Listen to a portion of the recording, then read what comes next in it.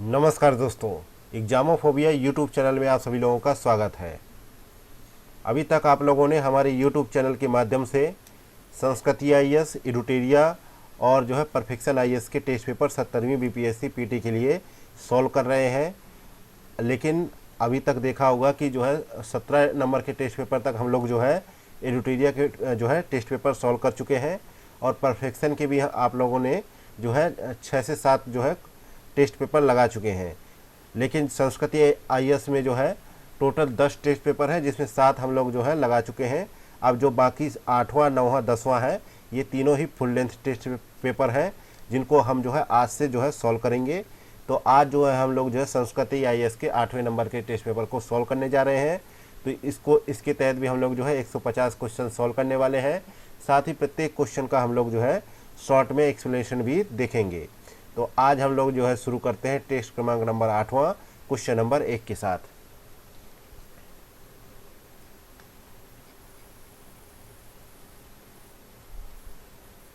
Question number पहला कह रहा है कि निम्नलिखित में से किन संवैधानिक उपबंधों में संशोधन के लिए संसद की विशेष बहुमत और कम से कम आधे राज्यों के विधानमंडल की सहमति आवश्यक है। यदि जो है संसद जो है किसी भी संवैधानिक उपबंधों में संशोधन करना चाहती है तो उसे किस प्रकार की प्रक्रियाओं का सामना करना पड़ेगा और उसे किस तरीके की बहुमत की आवश्यकता होगी, ये आपको बताना है। तो यहाँ पे जो है 5 संशोधनों का जो है प्रकार दे रखा है कि ये संशोधन कैसे होंगे। पहला दे रखा है कि संविधान संशोधन की शक्ति और प्रक्रिया। दूसरा है जो है राज्यों में विधान परिषद की समाप्ति और गठन। तीसरा है संसद में राज्यों का प्रतिनिधित्व। चौथा है संघ में नए राज्यों का प्रवेश या स्थापना। 5वां है 7वीं अनुसूची से संबंधित विषय। तो यहाँ पे देखा जाए तो संविधान के भारतीय संविधान के अनुच्छेद जो है 368 में जो है भारत की संसद है जो उसको जो है यह है जो है शक्ति प्राप्त है कि वह जो है किसी भी जो है संविधान की किसी भी भाग में संशोधन कर सकती है।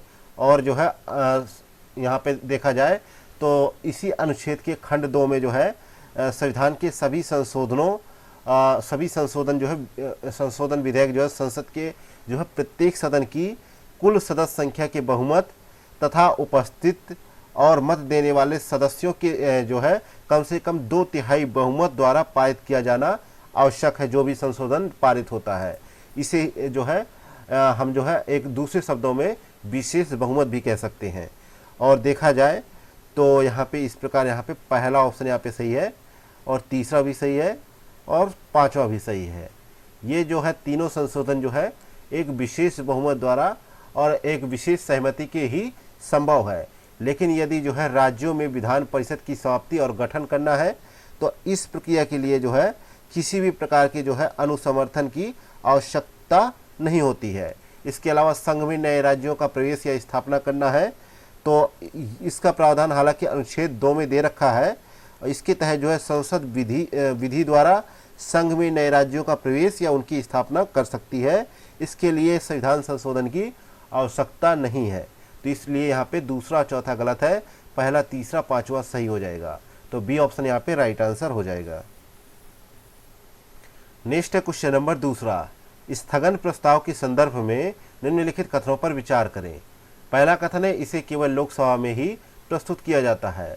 दूसरा कथन है इसे प्रस्तुत करने के लिए सदन के 1/4 सदस्यों का समर्थन आवश्यक है। तीसरा कथन है कि इसमें सार्वजनिक महत्व के 2 से अधिक विषय शामिल किए जा सकते हैं। तो उपर्युक्त कथनों में से कौन सा कथन सही है, ऐसा पूछा गया है। और ये तीनों ही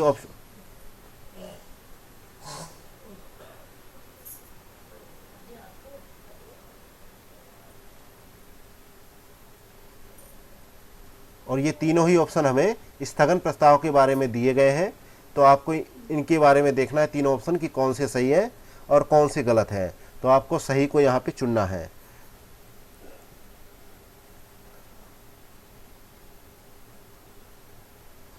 तो यहाँ पे देखा जाए तो स्थगन प्रस्ताव जो है लोकसभा में ही प्रस्तुत किया जाता है और इसके लिए 50 सदस्यों का समर्थन आवश्यक है। तो लोकसभा में प्रस्तुत किया जाता है, ये सही है। और इसे प्रस्तुत करने के लिए सदन के 1/4 सदस्यों का समर्थन आवश्यक है, ये यहाँ पे गलत हो जाएगा।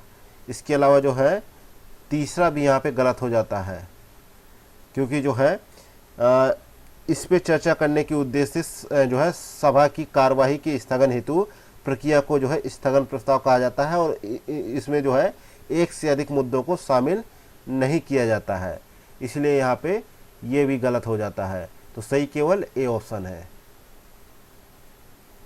नेक्स्ट है क्वेश्चन नंबर तीसरा, निम्नलिखित में से कौन सी जो है संघीय शासन प्रणाली की विशेषता नहीं है। संघीय शासन प्रणाली की विशेषता नहीं है, तो संघीय शासन प्रणाली की विशेषता कौन कौन सी होती है? संविधान की सर्वोच्चता, कठोर संविधान और स्वतंत्र तथा निष्पक्ष न्यायपालिका, और दोहरी शासन जो है प्रणाली, केंद्र और राज्यों के बीच शक्ति का विभाजन। तो यहाँ पे जो है सी ऑप्शन है, विशेषाधिकार संपन्न केंद्र जो है ये इसकी विशेषता नहीं है, तो ये सही होगा, क्योंकि ये संघीय शासन प्रणाली की विशेषता नहीं होगा। नेक्स्ट है क्वेश्चन नंबर चौथा, राष्ट्रपति शासन के संदर्भ में निम्नलिखित कथनों में से कौन से कथन सही है? पहला कथन है कि राष्ट्रपति शासन की उद्घोषणा का उसके लागू होने की तिथि से 2 माह के भीतर जो है संसद द्वारा अनुमोदन किया जाना आवश्यक है। दूसरा कथन है कि इसे संसद द्वारा अधिकतम 3 वर्ष की अवधि तक बढ़ाया जा सकता है। तो यहाँ पे जो है देखा जाए तो राष्ट्रपति शासन का उल्लेख जो है भारतीय संविधान के अनुच्छेद 356 में किया गया है, और यह तब किया जाता है जब किसी राज्य में जो है प्रशासन संविधान के अनुसार न चल रहा हो, या फिर इसका कारण जो है युद्ध, बाह्य आक्रमण या सैन्य विद्रोह न हो, तब जो है ये जो है लगाया जाता है। तो राष्ट्रपति शासन की घोषणा को 2 माह के भीतर संसद के दोनों सदनों में समान बहुमत से स्वीकृत होना आवश्यक है। तो पहला स्टेटमेंट यहाँ पे सही है और दूसरा भी यहाँ पे सही है, तो इसलिए यहाँ पे देखा जाए तो दोनों ही स्टेटमेंट सही है, तो सी ऑप्शन यहाँ पे राइट आंसर हो जाएगा। अगला क्वेश्चन नंबर है 5वां नंबर, जो है संवैधानिक उपचारों के अधिकार के अंतर्गत प्रदत्त निम्नलिखित में से कौन सी रिट केवल जो है न्यायिक और अर्ध न्यायिक प्राधिकरणों के लिए जारी की जा सकती है?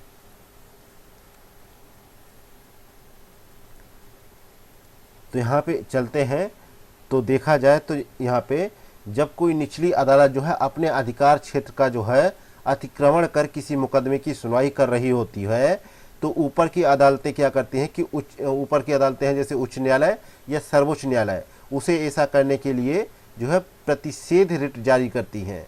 यह रिट केवल न्यायिक और अर्ध न्यायिक जो है प्राधिकरणों के जो है विरुद्ध ही जारी की जाती हैं, और प्रशासनिक प्राधिकरणों, विधायी निकायों या निजी व्यक्ति के विरुद्ध नहीं जारी की जाती हैं, इसलिए इसे जो है प्रतिषेध जो है रिट कहा जाता है। डी ऑप्शन यहाँ पे राइट आंसर हो जाएगा। नेक्स्ट है क्वेश्चन नंबर 6वां, धन विधेयक के बारे में क्वेश्चन दे रखा है। तो धन विधेयक के संदर्भ में निम्नलिखित कथनों पर विचार कीजिए। पहला कथन है कि यह संसद के किसी भी सदन में प्रस्तुत किया जा सकता है। दूसरा कथन है कि राज्यसभा इसे अस्वीकृत नहीं कर सकती है। तीसरा कथन है कि राष्ट्रपति इस पर अनुमति देने के लिए बाध्य है। तो उपर्युक्त कथनों में से कौन सा कथन यहाँ पे सही है? तो छठे में देखा जाए तो पहला कथन यहाँ पे सही नहीं है, क्योंकि जो है पहले बात कर लेते हैं, धन विधेयक को भारतीय संविधान के अनुच्छेद जो है 110 के तहत जो है वर्णित किया गया है, और जो है धन विधेयक को राष्ट्रपति की जो है पूर्व स्वीकृति से ही लोकसभा में प्रस्तुत किया जा सकता है। राज्यसभा में इसे प्रस्तुत किए जाने का कोई प्रावधान है ही नहीं। तो यहाँ पे इसलिए पहला स्टेटमेंट यहाँ पे गलत हो जाता है, और दूसरा स्टेटमेंट यहाँ पे देखा जाए तो सही है, क्योंकि जो है राज्यसभा को धन विधेयक को अस्वीकृत करने का अधिकार नहीं है। तो यहाँ पे दूसरा स्टेटमेंट सही है, और राष्ट्रपति इस पर अनुमति देने के लिए बाध्य भी नहीं है, क्योंकि देखा जाए जब धन विधेयक जो है राष्ट्रपति के पास जाता है तो राष्ट्रपति उस पर अपनी स्वीकृति दे देता है, या फिर इसे जो है रोक कर रख सकता है और जो है धन विधेयक पर स्वीकृति देने के लिए वह बाध्य नहीं है। इसलिए तीसरा स्टेटमेंट भी यहाँ पे गलत है। तो बी ऑप्शन करेक्ट हो जाएगा कि केवल दूसरा ही स्टेटमेंट सही है। नेक्स्ट है क्वेश्चन नंबर 7वां। निम्नलिखित युग्मों पर विचार कीजिए। एक तरफ स्रोत है, दूसरी तरफ प्रावधान है। तो ब्रिटेन का स्रोत दे रखा है, ब्रिटेन के संविधान से क्या लिया गया है या पूछा गया है। तो ब्रिटेन की संविधान से जो है लिया गया है जो है संसदात्मक शासन प्रणाली, विधि निर्माण की प्रक्रिया, विधि का शासन, एकल नागरिकता, राष्ट्रपति की क्षमादान शक्ति। तो एकल नागरिकता ली गई है, ये सही है। अगला है फ्रांस के संविधान से क्या लिया गया है। तो इससे लिया गया है फ्रांस के संविधान से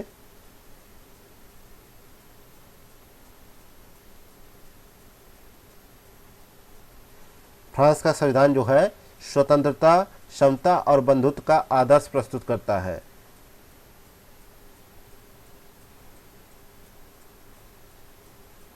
तो यहाँ पे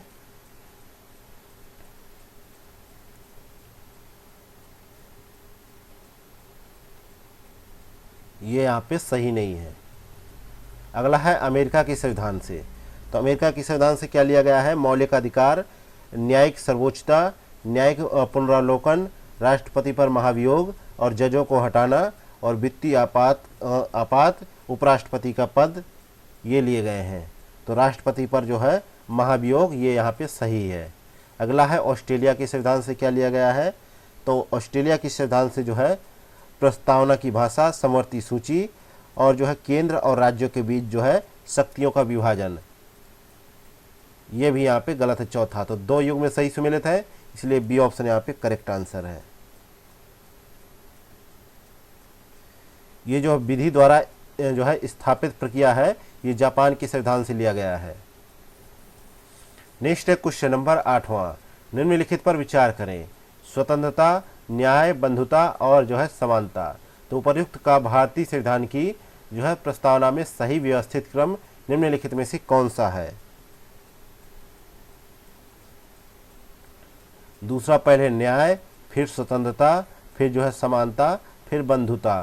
तो यहाँ पे बी ऑप्शन करेक्ट आंसर हो जाएगा।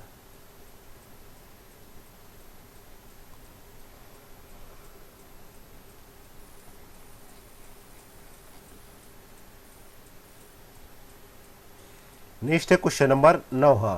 निम्नलिखित में से किस अनुच्छेद के अंतर्गत संसद को नागरिकता के संबंध में विधि बनाने की अधिकार प्रदान की गई है। तो इसका उल्लेख जो है हमें जो है भारतीय संविधान के भाग 2 में अनुच्छेद 5 से 11 तक जो है नागरिकता के बारे में जो है प्रावधानों का उल्लेख किया गया है। लेकिन हमें जो है क्या समझना है कि संसद को नागरिकता के संबंध में जो है विधि बनाने की अधिकारिता प्रदान की गई है किस अनुच्छेद के तहत। तो यह जो है प्रावधान अनुच्छेद 11 में दिया गया है। डी ऑप्शन यहाँ पे राइट आंसर है।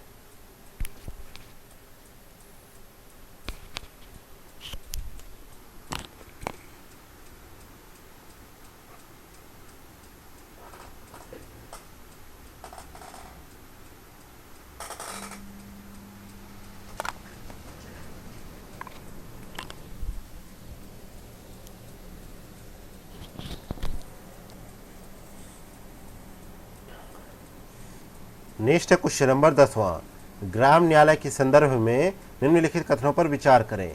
पहला कथन है कि इसकी स्थापना का सुझाव विधि आयोग की 114वीं रिपोर्ट में प्रस्तुत किया गया।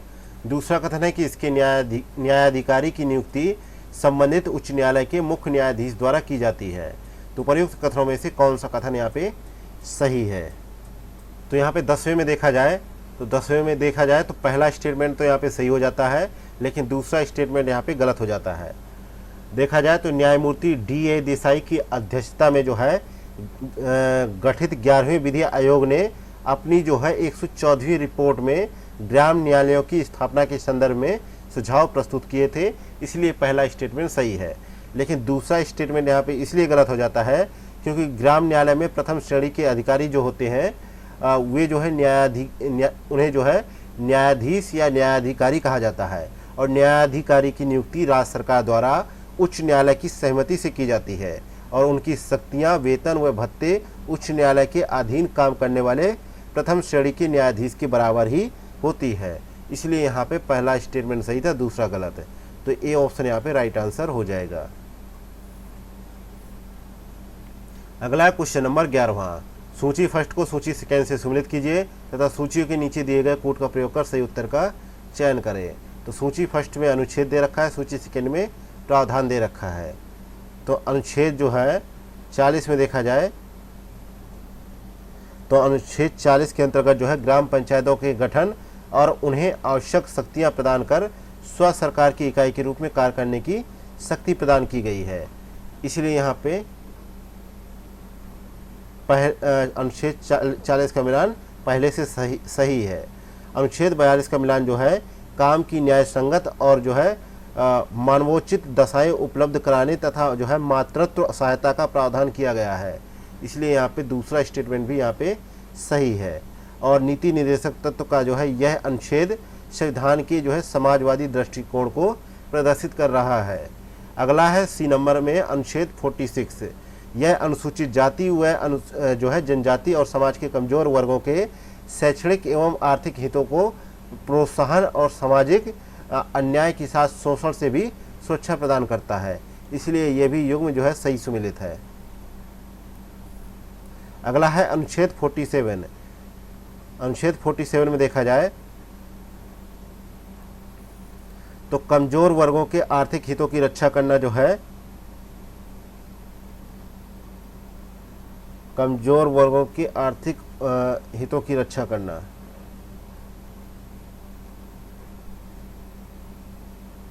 तो यहाँ पे जो है 46 का जो है चौथे से मिलान था, 47 का तीसरे से। इस प्रकार यहाँ पे सी युग्म सही सुमेलित है।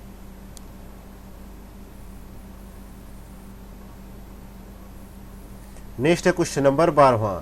निम्नलिखित में से कौन सा जो है भारतीय संविधान की जो है 7वीं अनुसूची में उल्लिखित राज्य सूची का विषय नहीं है?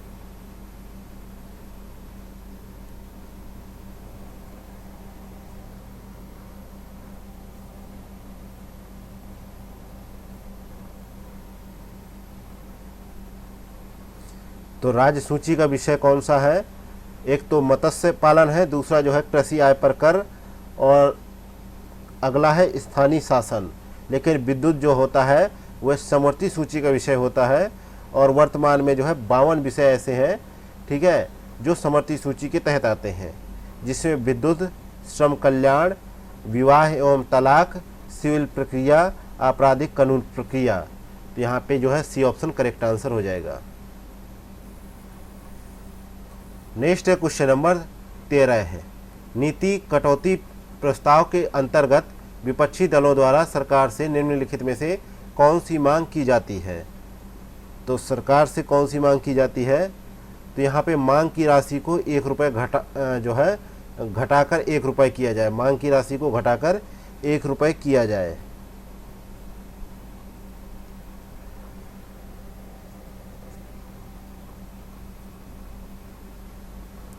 नेक्स्ट है क्वेश्चन नंबर 14। निम्नलिखित में से किस समिति ने द्विस्तरीय पंचायती राज पद्धति की स्थापना का सुझाव दिया था? तो इस समिति का नाम बताना है। तो आप लोगों को पता होगा कि जो है 1992 के जो है में जो है संविधान में संशोधन किया गया और इसके तहत जो है आर्थिक विकास और सामाजिक न्याय के लिए योजनाएं भी तैयार की गई और जिसके तहत जो है पंचायती राज का गठन किया गया। लेकिन देखा जाए तो अशोक मेहता जो समिति थी ने जो है त्रिस्तरीय पंचायत को जो है द्विस्तरीय पंचायत में जो है बदलने की मांग की। साथ ही सभी स्तर पर जो है राजनीतिक पार्टियों की जो है आधिकारिक भागीदारी की बात भी की थी। इसलिए यहाँ पे बी ऑप्शन करेक्ट आंसर हो जाएगा। इसके अलावा जो है पीके थुंगन समिति थी, इसने जो है त्रिस्तरीय पंचायत के साथ ही संवैधानिक मान्यता की भी मांग की थी और जिला परिषद को पंचायती राज की धुरी बनाने व 5 वर्ष का जो है निश्चित कार्यकाल की बात कही थी। आगे बढ़ते हैं तो देखते हैं क्वेश्चन नंबर 15 है। निम्नलिखित युग्मों पर विचार करें। संविधान के संशोधन दे रखे हैं एक तरफ, दूसरी तरफ उनसे संबंधित प्रावधान दे रखे हैं। तो 26वां संशोधन हुआ तो यह जो है प्रीवी पर्स और प्रांतीय राज्यों के पूर्व शासकों के विशेषाधिकारों की समाप्ति के लिए किया गया। इसलिए यहाँ पे पहला स्टेटमेंट गलत हो जाता है। दूसरा स्टेटमेंट है कि 61वां संशोधन हुआ, यह जो है मतदान हेतु आवश्यक उम्र सीमा में संशोधन था। इसके तहत जो है मतदान के लिए आयु को घटाकर 21 से 18 किया गया, ये सही है। अगला है 91वां संविधान संशोधन, इसके तहत जो है मंत्रिपरिषद के आकार को सुनिश्चित किया गया। ये भी सही है। और जो है अगला है 96वां संशोधन, ये जो है 8वीं अनुसूची में जो है सम्मिलित उड़िया भाषा के स्थान पर उड़िया करने और साथ ही इसके उच्चारण में परिवर्तन कर जो है उड़िया करने से था। तो यहाँ पे जो है ये भी गलत हो जाएगा। तो इस प्रकार जो है 2 युग में सही सम्मिलित है, दूसरा तीसरा, पहला और चौथा गलत है। नेक्स्ट है क्वेश्चन नंबर 16वां, निम्नलिखित में से किसने पूंजीवादियों और मजदूर वर्ग के बीच मध्यस्थता के उद्देश्य से अहमदाबाद टेक्सटाइल लेबर एसोसिएशन की स्थापना की थी? तो यहाँ पे देखा जाए तो सही जवाब है महात्मा गांधी ने की थी।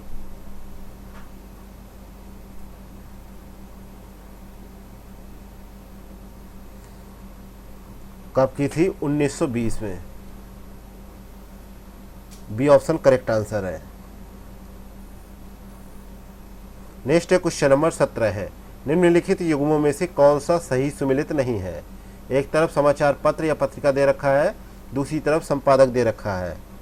तो द इंडियन सोशियोलॉजिस्ट जो है समाचार पत्रिका है, ये 20वीं शताब्दी के आरंभिक दिनों में लंदन में प्रकाशित एक जो है भारतीय राष्ट्रवादी पत्रिका थी, जिसका जो है जिसके संपादक जो है श्यामजी कृष्ण वर्मा थे।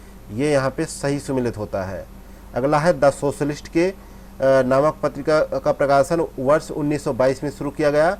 इसका अंग्रेजी भाषा में प्रकाशन किया जाता था, जिसके संपादक थे S.A. डांगे। ये भी सही है। अगला है इंकलाब नामक पत्रिका, ये लाहौर से जो है शुरू किया गया था इसका प्रकाशन, और इसे गुलाम हुसैन द्वारा जो है प्रकाशित किया गया। ये भी सही है। अगला है न्यू इंडिया अखबार का प्रकाशन जो है एनी बेसेंट द्वारा 1914 में जो है प्रकाशन इसका शुरू किया गया।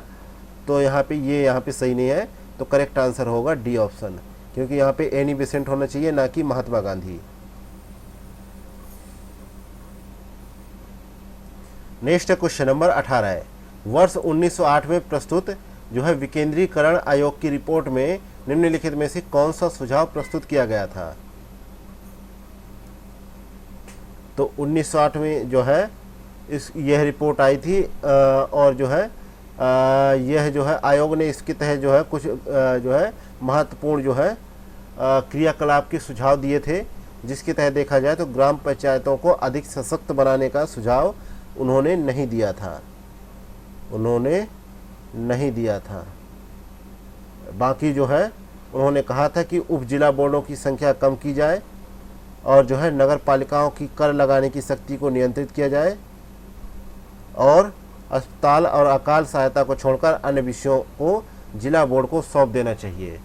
लेकिन जो है ग्राम पंचायतों को अधिक सशक्त बनाने का सुझाव उन्होंने नहीं दिया था। ये ऑप्शन यहाँ पे करेक्ट आंसर है। नेक्स्ट है क्वेश्चन नंबर 19, निम्नलिखित घटनाओं को उनके कालक्रमानुसार व्यवस्थित कीजिए तथा नीचे दिए गए कूट का प्रयोग कर सही उत्तर का चयन करें। तो पंजाब भूमि अलगाव अधिनियम 1900 ईस्वी में जो है ब्रिटिश सरकार द्वारा पारित किया गया। इस विधेयक का प्राथमिक उद्देश्य कृषि कार्य वर्ग से गैर कृषि वर्ग को भूमि के हस्तांतरण पर रोक लगाना था।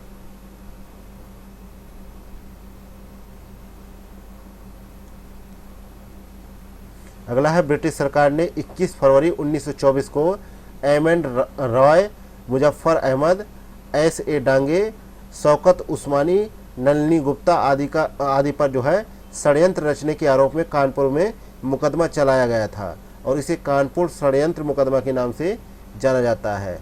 तो यह घटना 1924 में घटित हुई। अगला है अखिल भारतीय ट्रेड यूनियन कांग्रेस जो है भारत का सबसे पुराना ट्रेड यूनियन संघ है, जिसकी स्थापना 31 अक्टूबर 1920 को बॉम्बे में हुई। 1920 में बॉम्बे में हुई और 1929 ईस्वी में इस संघ को से विभाजित होकर Indian Akhil Bharatiya trade union Congress Indian trade union federation बना, परंतु वर्ष 1939 में यह पुनः अखिल भारतीय ट्रेड यूनियन कांग्रेस में विलय हो गया, और इसके प्रथम अध्यक्ष जो थे लाला लाजपत राय थे। इसके अलावा N.G. रंगा के द्वारा वर्ष 1928 में आंध्र प्रांत रैयत सभा की स्थापना की गई। 1928 में। इस प्रकार से यहाँ पे कूट बनेगा डी ऑप्शन का।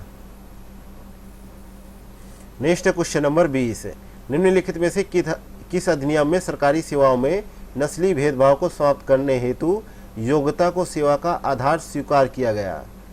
तो इसका प्रस्ताव जो है चार्टर्ड एक्ट 1833 में किया गया।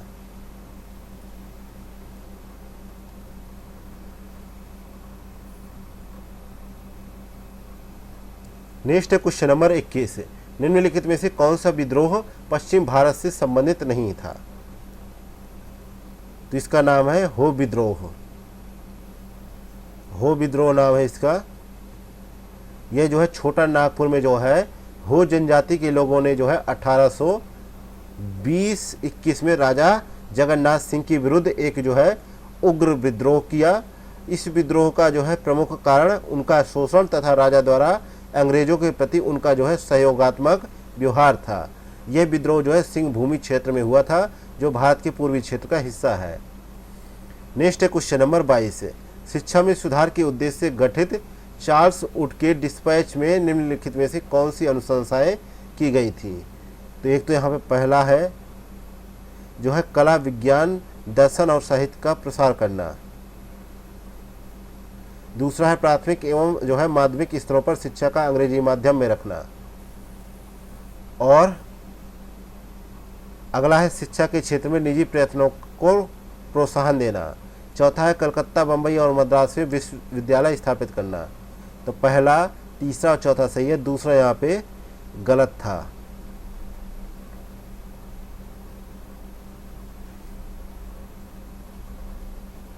क्योंकि शिक्षा के माध्यम के विषय में यह निश्चित किया गया कि उच्च शिक्षा के लिए सबसे उत्तम भाषा अंग्रेजी है, परंतु इसमें देसी भाषाओं को भी प्रोत्साहित किया गया था, क्योंकि ऐसा समझा गया कि यूरोपीय ज्ञान देसी भाषाओं द्वारा ही जन साधारण तक जो है पहुंचाया जा सकता है। नेक्स्ट क्वेश्चन नंबर 23, जो है द्वितीय आंग्ल मैसूर युद्ध में हैदर अली ने निम्नलिखित में से किस अंग्रेज अधिकारी को हराकर जो है आरकाट पर विजय प्राप्त की?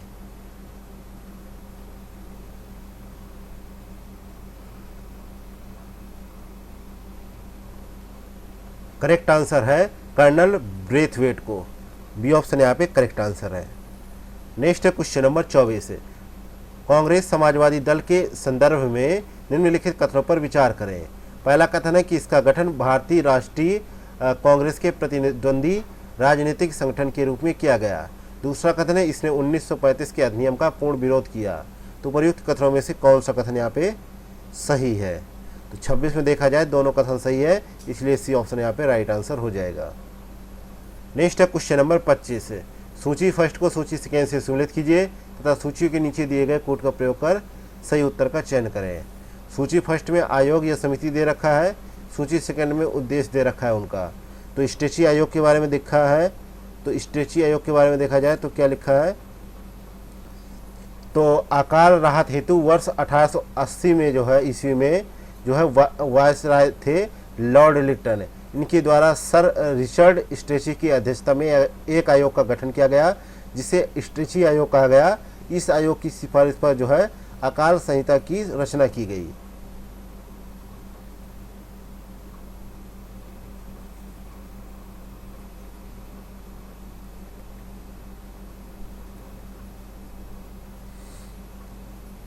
अगला है फाउलर आयोग। तो यह जो है भारत में औद्योगिक उपक्रमों में श्रमिकों की जो है मौजूदा स्थितियों की जानकारी के लिए 1929 में जो है जॉन हेनरी व्हिटली की अध्यक्षता में एक आयोग का गठन किया गया। और आयोग ने जो है भारत में गरीबी का मुख्य कारण जो है भारत का पिछड़ा हुआ सामाजिक और औद्योगिक ढांचा को माना। और आयोग ने श्रम आंकड़ों के जो है व्यवस्थित संग्रह की आवश्यकता की ओर इशारा भी किया। तो यहाँ पे जो है सी का ऑप्शन हो जाएगा चौथे से, और जो है बी का ऑप्शन हो जाएगा पहले से, और डी का ऑप्शन हो जाएगा दूसरे से। तो इस प्रकार यहाँ पे बी ऑप्शन करेक्ट आंसर हो जाएगा।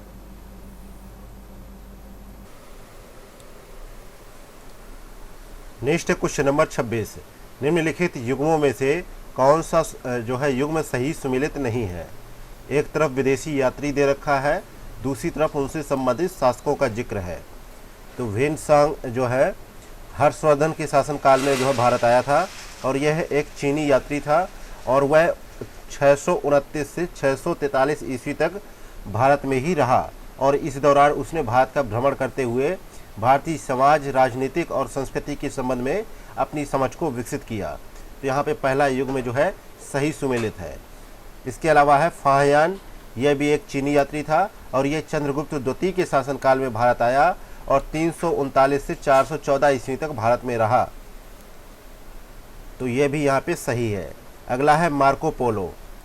मार्को पोलो जो था यह एक जो है वेनिस यात्री था और यह एक जो है इतावली व्यापारी, खोजकर्ता और राजदूत था और यह दक्षिण भारत में जो है मदुरई के पांडे शासक के काल में जो है भारत आया था और उसने अपनी यात्रा जो है 1271 ईस्वी में जो है लाई आसुस बंदरगाह जो आर्मेनिया में पड़ता है वहाँ से प्रारंभ की, जिसके पश्चात जो है वह काराकोरम से उत्तर की ओर बुखारा से होते हुए मध्य एशिया में जो है स्टेपी के मैदानों से गुजरकर भारत जो है पहुंचा था।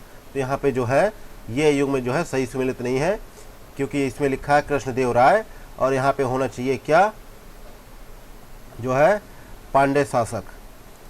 तो अगला है अब्दुल रज्जाक जो थे।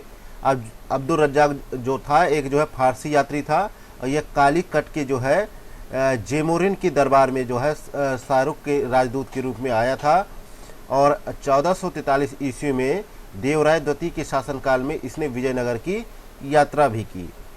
तो यहाँ पे जो है चौथा भी यहाँ पे सही है, लेकिन सी ऑप्शन यहाँ पे गलत है, तो सी ऑप्शन करेक्ट आंसर हो जाएगा। नेक्स्ट है क्वेश्चन नंबर 27। जैन धर्म के श्वेतांबर संप्रदाय की विशेषताओं के संदर्भ में निम्नलिखित में से कौन सा कथन सही नहीं है। पहला है प्राचीन जैन ग्रंथों में विश्वास, दूसरा है जो है ज्ञान प्राप्ति के बाद भोजन की आवश्यकता नहीं, तीसरा है मोक्ष प्राप्ति का अधिकार केवल पुरुषों को है। तो नीचे दिए गए कूट का प्रयोग कर सही उत्तर का चुनाव करें। तो 27 में ये कहा गया है प्राचीन जैन ग्रंथों में विश्वास के लिए कहा गया है।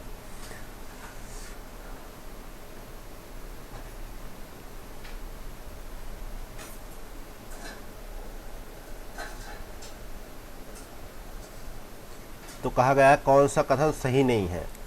तो यहाँ पे ये तो सही है, लेकिन यहाँ पे ज्ञान प्राप्ति के बाद जो है भोजन की आवश्यकता नहीं ये दे रखा है।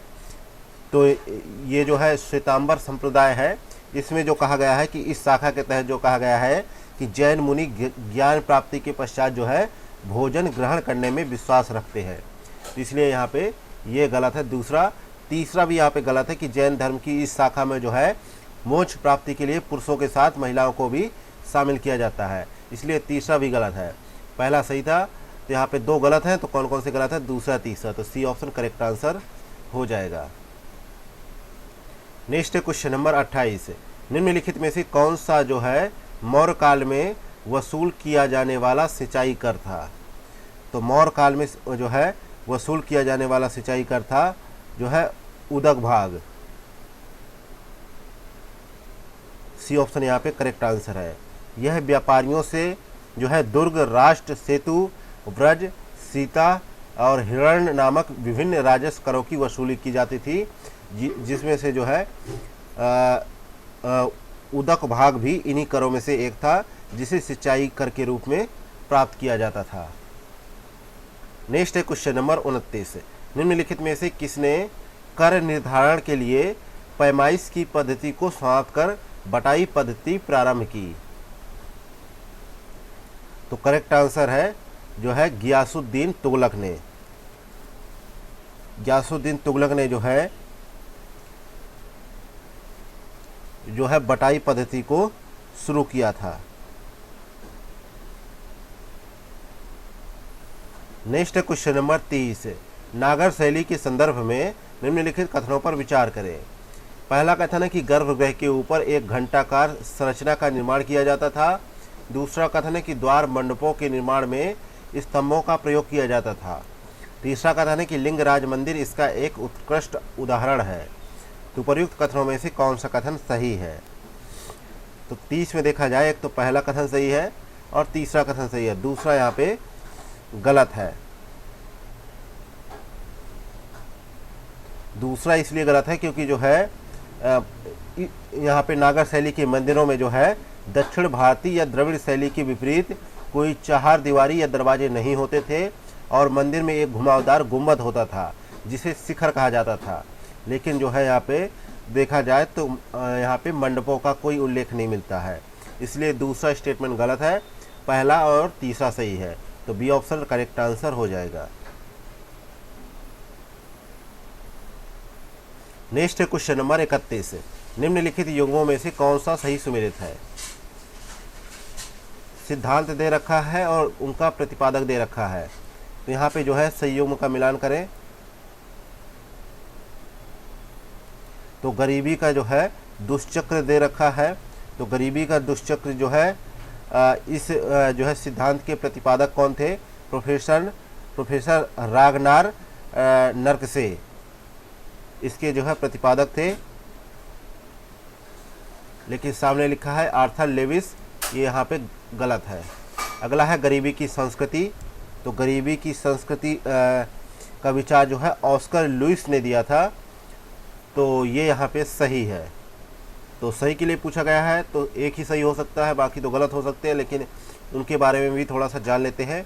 सीमांत व्यक्ति संकल्पना का सिद्धांत जो है प्रसिद्ध समाजशास्त्री अवधारणा है ये, और इसको जो है रॉबर्ट जो है एजरा पार्क ने दिया था, तो ये भी यहाँ पे गलत है। अगला है आवश्यक न्यूनतम प्रयास सिद्धांत, यह सिद्धांत जो है एच लेविन्स्टीन ने दिया था, इसलिए ये भी यहाँ पे गलत है। अगला क्वेश्चन नंबर 32 है, बेरोजगारी की माप के लिए प्रस्तुत सामान्य स्थिति अवधारणा के अनुसार किसी व्यक्ति को बेरोजगार माना जाएगा यदि वह इन प्रक्रियाओं में से कौन सी प्रक्रिया फॉलो कर रहा है, तो उसे जो है गरीब बेरोजगार माना जाएगा। में बात की जाए तो देखा जाए तो साल में 365 दिन होते हैं, और जो है एक समीक्षा के अनुसार देखा जाए तो अगर कोई व्यक्ति काम कर रहा है तो 365 दिनों के प्रतीक चिन्ह के अनुसार उसे जो है प्रदर्शित किया जाता है, और यदि कोई व्यक्ति वर्ष में 183 दिनों तक कार्य नहीं करता है तो उसे समान स्थिति में जो है बेरोजगार कहा जाता है, तो इसलिए यहाँ पे सी ऑप्शन करेक्ट आंसर हो जाएगा। नेक्स्ट है क्वेश्चन नंबर 33। निम्नलिखित में से किस समिति द्वारा गरीबी रेखा के निर्धारण के लिए मात्र पोषक तत्वों की आवश्यकता को आधार बनाया गया? तो इस समिति का नाम है अलग समिति, ये ऑप्शन करेक्ट आंसर है। और इसका गठन जो है 1979 में किया गया था गरीबी आकलन के उद्देश्य से। इसकी अध्यक्षता जो है वाईके अलग ने की थी। उन्होंने पोषण संबंधी आवश्यकताओं के आधार पर ग्रामीण और शहरी क्षेत्रों के लिए एक गरीबी रेखा का निर्माण किया। बाकी जो है आप लकड़वाला समिति है, इसका गठन जो है 1993 में किया गया, और रंगराजन समिति का गठन जो है कब किया गया? 2012 में, और तेंदुलकर समिति का गठन जो है 2005 में किया गया। नेक्स्ट है क्वेश्चन नंबर 34। नेक्स्ट है क्वेश्चन नंबर 34। 34 नंबर क्वेश्चन है कि मुद्रा बाजार के संदर्भ में निम्नलिखित कथनों पर विचार करें। पहला कथन है यह अल्पकालिक प्रतिभूतियों का बाजार है। दूसरा कथन है कि इसके द्वारा रिजर्व बैंक तरलता को नियंत्रित करता है। तीसरा कथन है इसमें जीवन बीमा निगम, यूनिट ट्रस्ट ऑफ इंडिया प्रत्यक्ष रूप से भाग लेते हैं। तो यहाँ पे सही कथन का चुनाव करना है। तो देखा जाए तो मुद्रा बाजार के संदर्भ में पहला कथन सही है, दूसरा सही है, लेकिन तीसरा यहाँ पे गलत हो जाता है, क्योंकि जो है मुद्रा बाजार के जो प्रमुख अंग है वे हैं रिजर्व बैंक ऑफ इंडिया, वाणिज्यिक बैंक और सहकारी बैंक, लेकिन इसमें जीवन बीमा निगम और यूनिट ट्रस्ट ऑफ इंडिया इसके प्रत्यक्ष भाग नहीं होते हैं। इसलिए यहाँ पे पहला दूसरा सही है, यानी बी ऑप्शन करेक्ट आंसर हो जाएगा। अगला क्वेश्चन नंबर 35। निम्नलिखित में से कौन से जो है भारतीय रिजर्व बैंक के विदेशी मुद्रा भंडार के घटक हैं? पहला है जापानी येन, दूसरा है स्वर्ण भंडार, तीसरा है विशेष आहरण अधिकार, चौथा है अंतर्राष्ट्रीय मुद्रा कोष में आरक्षित भंडार। तो नीचे दिए गए कूट का प्रयोग कर सही उत्तर का चयन करें। तो 35 में देखा जाए तो चारों ही ऑप्शन यहाँ पे जो है विदेशी मुद्रा भंडार के घटक है, इसलिए डी ऑप्शन करेक्ट आंसर हो जाएगा।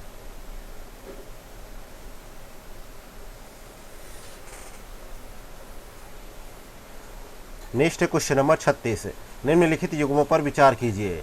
समिति का मिलान करना है उनके द्वारा दिए गए सुझावों से। तो जो है पीजे नायक समिति है,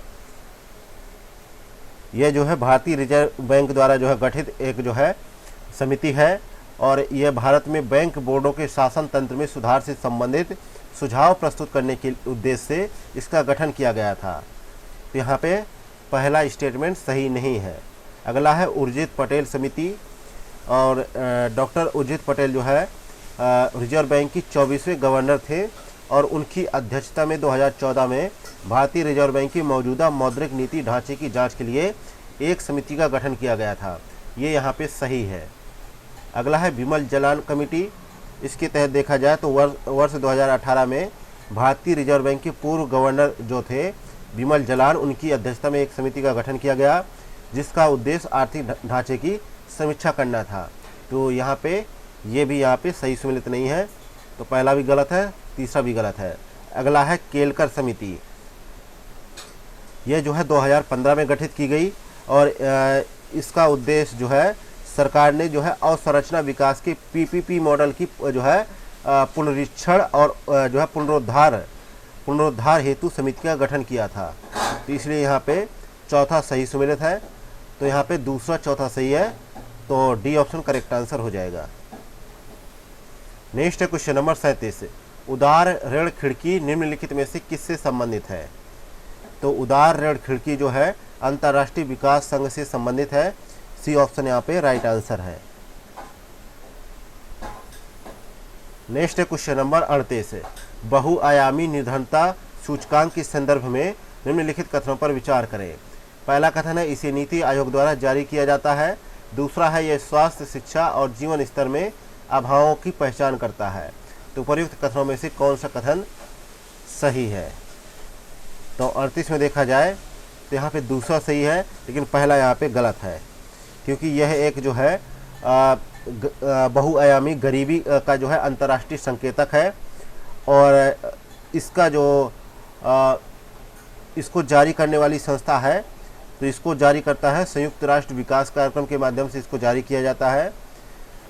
तो यहाँ पे पहला स्टेटमेंट गलत था, दूसरा सही था, तो बी ऑप्शन करेक्ट आंसर है। नेक्स्ट क्वेश्चन नंबर 39, निम्नलिखित में से कौन से जो है किसी देश के आर्थिक विकास को प्रभावित करने वाले कारक है? पहला है प्राकृतिक संसाधन, दूसरा है जनसंख्या, तीसरा है राजनीतिक कारण, चौथा है तकनीकी प्रगति। तो ये सभी सही है, आर्थिक विकास को प्रभावित करने वाले कारक, तो डी ऑप्शन करेक्ट आंसर हो जाएगा। Next question number 40, bank board bureau के संदर्भ में निम्नलिखित कथनों पर विचार करें। पहला कथन है यह एक जो है संवैधानिक निकाय है। दूसरा कथन है इसका अध्यक्ष जो है भारतीय रिजर्व बैंक का गवर्नर होता है। तीसरा कथन है यह विकासशील रणनीतियों और पूंजी जुटाने में बैंकों की सहायता करता है। तो नीचे दिए गए कूट का प्रयोग कर सही उत्तर का चयन करें। तो 40 में देखा जाए पहला कथन यहाँ पे गलत है। 2014 में जो है भारतीय रिजर्व बैंक द्वारा गठित की गई पीजे नायक समिति ने जो है बैंक बोर्डों की प्रशासन की समीक्षा के लिए बैंक बोर्ड ब्यूरो की गठन का प्रस्ताव दिया, और इसका उद्देश्य जो है सार्वजनिक क्षेत्र की बैंकों को जो है प्रतियोगिता में लाने के लिए तैयार करना था। यह जो है संवैधानिक निकाय नहीं है, यह एक जो है स्वायत्त निकाय है, इसलिए पहला स्टेटमेंट यहाँ पे गलत है। दूसरा स्टेटमेंट है कि इसका अध्यक्ष जो है भारतीय रिजर्व बैंक का गवर्नर होता है, लेकिन इसमें एक अध्यक्ष होता है और 3 पदेन सदस्य होते हैं, 5 विशेषज्ञ होते हैं, लेकिन रिजर्व बैंक के गवर्नर इसके अध्यक्ष नहीं होते हैं, इसलिए दूसरा स्टेटमेंट भी गलत हो गया। तीसरा सही है, इसलिए सी ऑप्शन करेक्ट आंसर हो जाएगा। नेक्स्ट क्वेश्चन नंबर 41, हाल ही में खबरों में रहा प्रोजेक्ट ईशान निम्नलिखित में से किस विषय से संबंधित है? तो प्रोजेक्ट ईशान का उद्देश्य जो है हवाई यातायात प्रबंधन को सुव्यवस्थित और उन्नत बनाना है। तो यहाँ पे करेक्ट आंसर है D option. Next question number 42, हाल ही में विश्व आर्थिक मंच द्वारा जारी यात्रा एवं पर्यटन विकास सूचकांक में कौन सा स्थान प्राप्त हुआ है? तो 42 में देखा जाए इसमें भारत को 39वां स्थान प्राप्त हुआ है। सी ऑप्शन यहाँ पे राइट आंसर है। और इसके तहत जो है 119 देशों को शामिल किया गया था और जो है 5 शीर्ष देश हैं। पहला अमेरिका, दूसरा स्पेन, तीसरा जापान, चौथा फ्रांस और पांचवा ऑस्ट्रेलिया है। और 2021 में जो है भारत इस सूचकांक में 54वें पायदान पे था।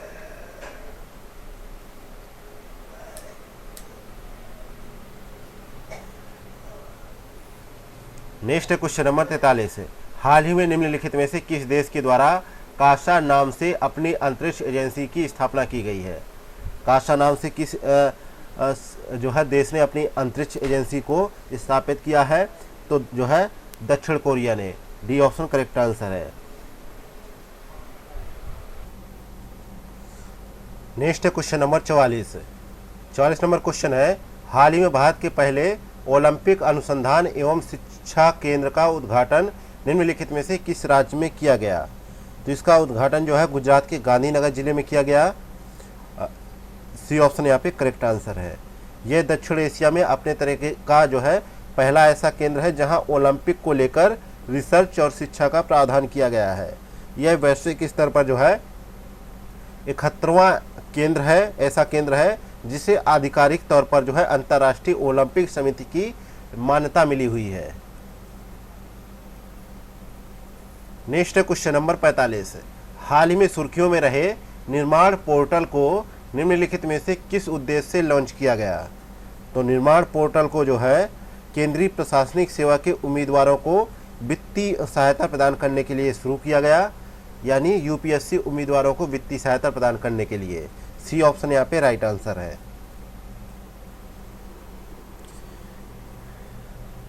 इसे जो है कोल इंडिया लिमिटेड द्वारा जो है शुरू किया गया और कोल इंडिया लिमिटेड द्वारा लॉन्च इस जो है CSR पहल का उद्देश्य अपने परिचालन जिलों के उन मेधावी युवाओं की सहायता करना है जिन्होंने 2024 में यूपीएससी प्रारंभिक परीक्षा उत्तीर्ण की है।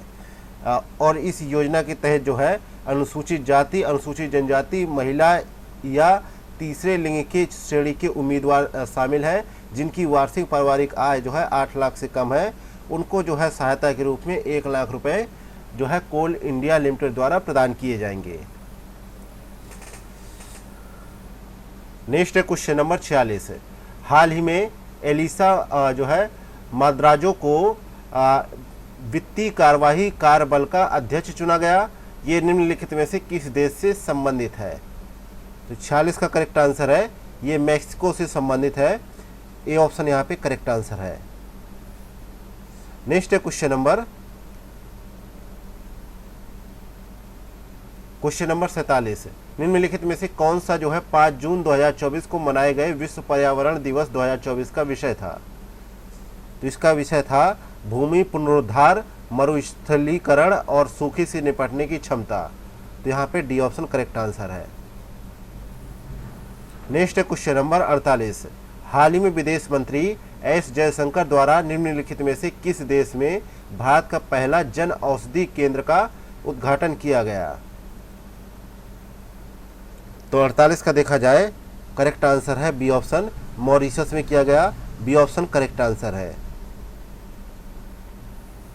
और भारत में देखा जाए तो जन औषधि के योजना की शुरुआत 2015 में प्रधानमंत्री जन औषधि योजना के रूप में किया गया और 2016 में इसे प्रधानमंत्री भारतीय जन औषधि योजना नाम दिया गया। नेक्स्ट क्वेश्चन नंबर 49 हाल ही में जारी विश्व वन स्थिति रिपोर्ट 2024 के संदर्भ में निम्नलिखित कथनों पर विचार कीजिए। पहला कथन है यह रिपोर्ट खाद्य एवं कृषि संगठन द्वारा जारी की गई है। दूसरा कथन है इसमें वन क्षेत्र में वृद्धि के मामले में भारत शीर्ष पायदान पे है। तो यहाँ पे सही कथन के लिए आपसे पूछा जा रहा है। तो यहाँ पे देखा जाए पहला कथन सही है और दूसरा कथन यहाँ पे सही नहीं है, क्योंकि यहाँ पे देखा जाए तो भारत जो है 2010 से 2020 तक जो है सालाना 2,66,000 हेक्टेयर वन क्षेत्र जो है प्राप्त कर रहा है। लेकिन इस दौरान सबसे महत्वपूर्ण वन क्षेत्र जो है वृद्धि वाले जो है शीर्ष 10 देशों में भारत का स्थान जो है तीसरा है और पहले स्थान पर जो है चीन है। इसके बाद जो है ऑस्ट्रेलिया का स्थान आता है। तो यहाँ पे दूसरा स्टेटमेंट गलत है, पहला सही है, तो ए ऑप्शन करेक्ट आंसर हो जाएगा। नेक्स्ट है क्वेश्चन नंबर 50। हाल ही में केंद्र सरकार द्वारा घोषित एकीकृत पेंशन योजना को लागू करने वाला निम्नलिखित में से कौन सा प्रथम राज्य है? तो प्रथम राज्य जो है महाराष्ट्र है, ए ऑप्शन करेक्ट आंसर है। और केंद्र सरकार ने जो है सरकारी कर्मचारियों के लिए जो है 24 अगस्त को 2024 को जो है यूपीएस को जो है लॉन्च किया, जो 1 अप्रैल 2025 से लागू होगी। इसका उद्देश्य जो है सरकारी कर्मचारियों को सेवानिवृत्ति के बाद जो है स्थिरता, सम्मान और वित्तीय सुरक्षा प्रदान करना है और उनकी भलाई और सुरक्षित भविष्य सुनिश्चित करना है। और इसके तहत जो है कम से कम 25 वर्ष की सेवा करने वाले कर्मचारियों के लिए सेवानिवृत्ति से पहले अंतिम 12 महीनों के औसत जो है मूल वेतन का 50% जो है पेंशन दिया जाएगा। और न्यूनतम 10 वर्ष की सेवा के बाद जो है सेवानिवृत्ति पर जो है 10,000 रुपये प्रति माह सुनिश्चित न्यूनतम पेंशन प्राप्त होगी।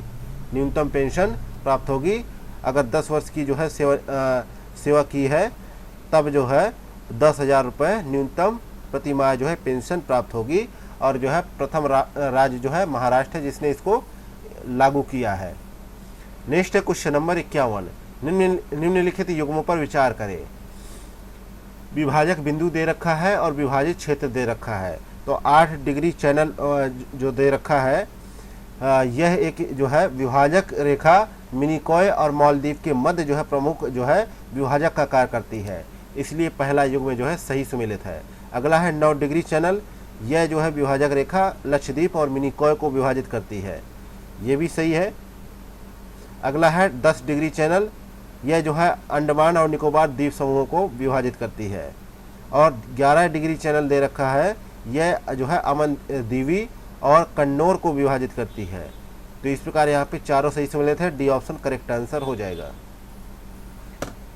नेक्स्ट है क्वेश्चन नंबर 52। निम्नलिखित में से कौन सी जो है लाल मृदा की विशेषता नहीं है? तो लाल मृदा की विशेषता नहीं है तो इसकी नमी जो है, नमी धारण क्षमता जो है सर्वाधिक होती है, ये यहाँ पे गलत है, क्योंकि इसमें जो है नाइट्रोजन, फास्फोरस और ह्यूमस की कमी होती है और यह प्रकृति में अम्लीय होती है। और काली मृदा की नमी धारण क्षमता सर्वाधिक होती है और यह मृदा जो है शुष्क मानसून दशाओं में भी नमी युक्त रहती है, लेकिन लाल युक्त मृदा नमी युक्त नहीं रहती है, इसलिए डी ऑप्शन यहाँ पे राइट आंसर हो जाएगा। नेक्स्ट है क्वेश्चन नंबर 53। प्रायद्वीपीय भारत की संरचना के संदर्भ में निम्नलिखित कथनों में से कौन सा कथन सही है? पहला कथन है यह ग्रेनाइट चट्टानों से निर्मित है। दूसरा कथन है कि यह उत्तरी भारत की तुलना में जो है नूतन है। तीसरा कथन है यह काली मृदा जो है अधिकता में पाई जाती है। चौथा कथन है मेघालय की पहाड़ियाँ इसी क्षेत्र का भाग है। तो नीचे दिए गए कूट का प्रयोग कर सही उत्तर का चयन करें। तो एक तो यहाँ पे जो है प्रायद्वीपीय भारत की संरचना के संदर्भ में पहला स्टेटमेंट सही है और दूसरा यहाँ पे गलत हो जाता है। दूसरा इसलिए गलत हो जाता है क्योंकि इस क्षेत्र का निर्माण जो है गोंडवाना भूमि के टूटने एवं अपवाह के कारण हुआ था और यही कारण है कि यह भारत के अन्य भूभागों की तुलना में जो है प्राचीनतम है। तो इसलिए यहाँ पे नूतन का कोई जिक्र नहीं है, ये जो है प्राचीनतम है। तो दूसरा स्टेटमेंट यहाँ पे गलत है। इसके अलावा जो है तीसरा स्टेटमेंट यहाँ पे सही है और यहाँ पे चौथा स्टेटमेंट भी सही है। तो सी ऑप्शन करेक्ट हो जाएगा, पहला, तीसरा, चौथा सही है। अगला है क्वेश्चन नंबर 54। ब्रह्मपुत्र की निम्नलिखित सहायक नदियों को पश्चिम से पूर्व के क्रम में व्यवस्थित कीजिए तथा नीचे दिए गए कूट का प्रयोग कर सही उत्तर का चयन करें।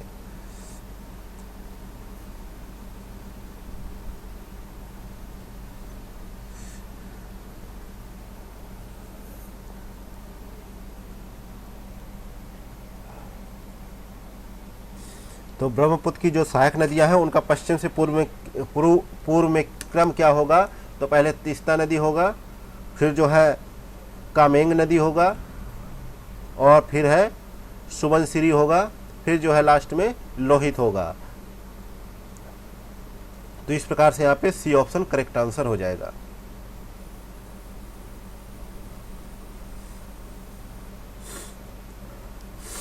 नेक्स्ट है क्वेश्चन नंबर 55। निम्नलिखित युग्मों में से कौन सा सही सुमेलित नहीं है? तो 55 में देखा जाए तो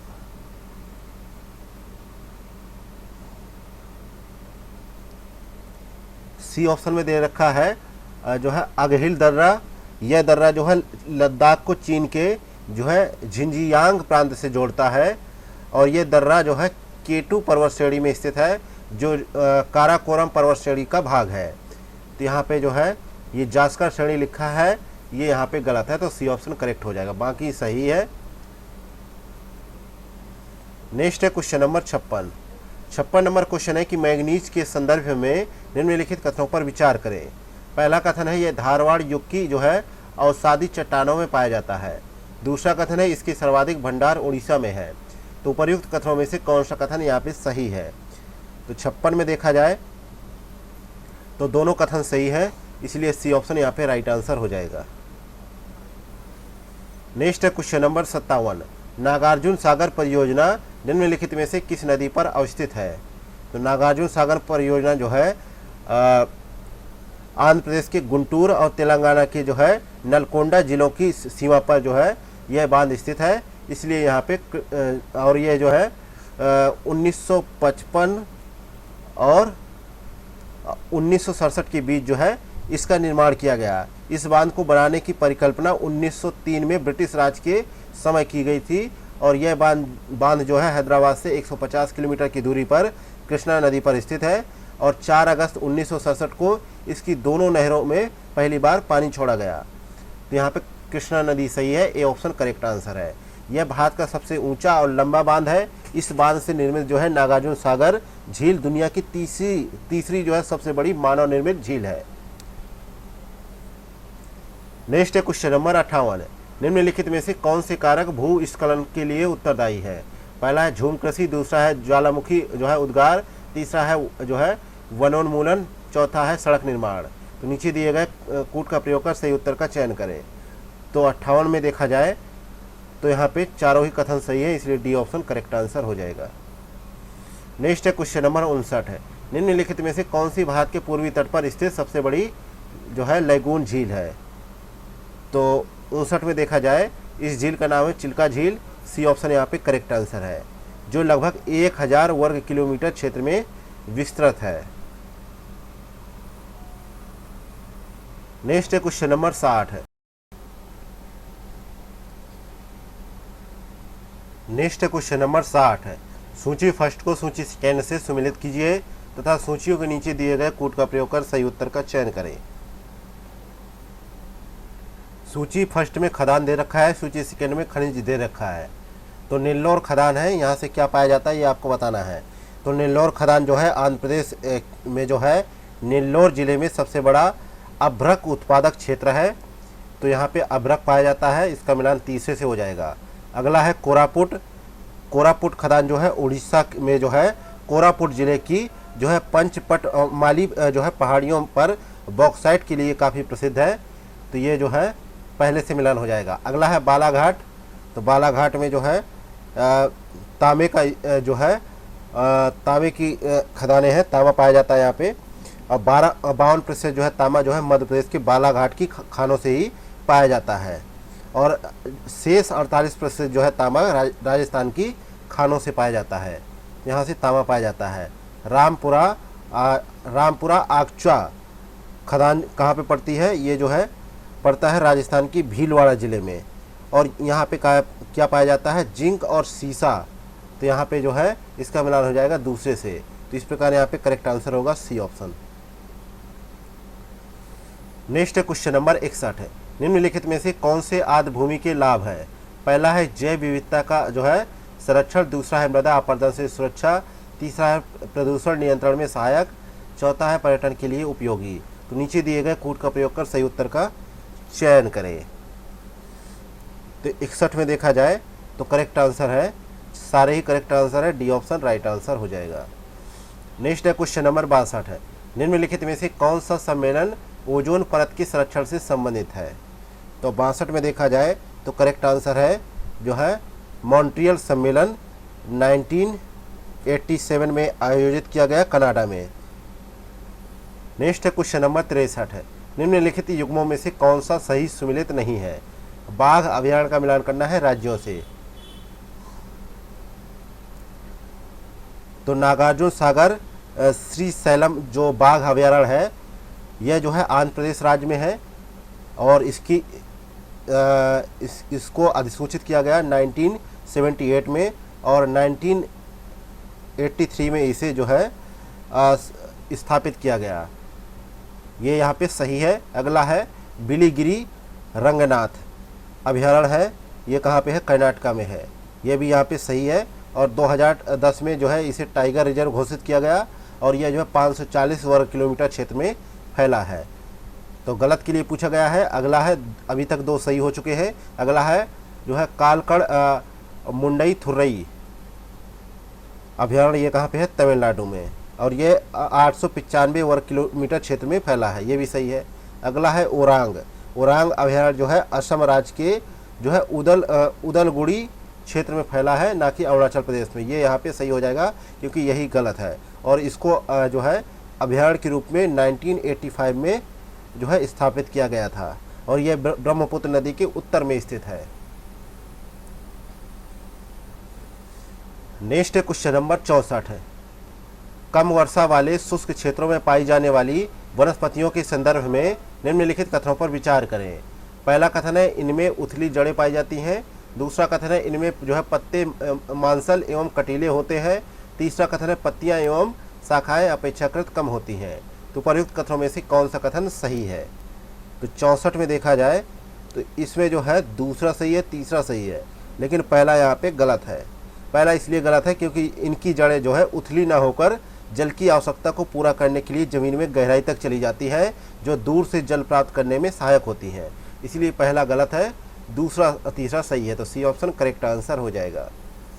नेक्स्ट है क्वेश्चन नंबर 65 है। शुद्ध प्राथमिक उत्पादकता के आधार पर निम्नलिखित में से कौन सा विभिन्न पारिस्थितिक तंत्रों का सही अवरोही क्रम है? तो इसका सही अवरोही क्रम है सी ऑप्शन उष्णकटिबंधीय सदाबहार वन, वर्षा वन, सवाना वन और जो है बोरियल वन और शीतोष्ण पतझड़ वन। ये जो है सही जो है युग्म बन रहा है। नेक्स्ट है क्वेश्चन नंबर 66। निम्नलिखित युग्मों में से कौन सा सही सुमेलित नहीं है? एक तरफ विद्युत चुंबकीय तरंगे है, दूसरी तरफ उनकी खोज करता है।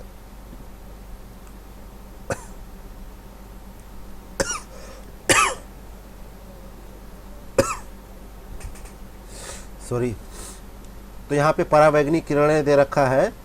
तो परावैंगनिक किरणों के बारे में देखा जाए तो इसकी खोज जो है 1801 में जो है जर्मन भौतिक विज्ञानी जोहान विल्हेम रिटर ने किया था, ना कि बैकुरल ने किया था।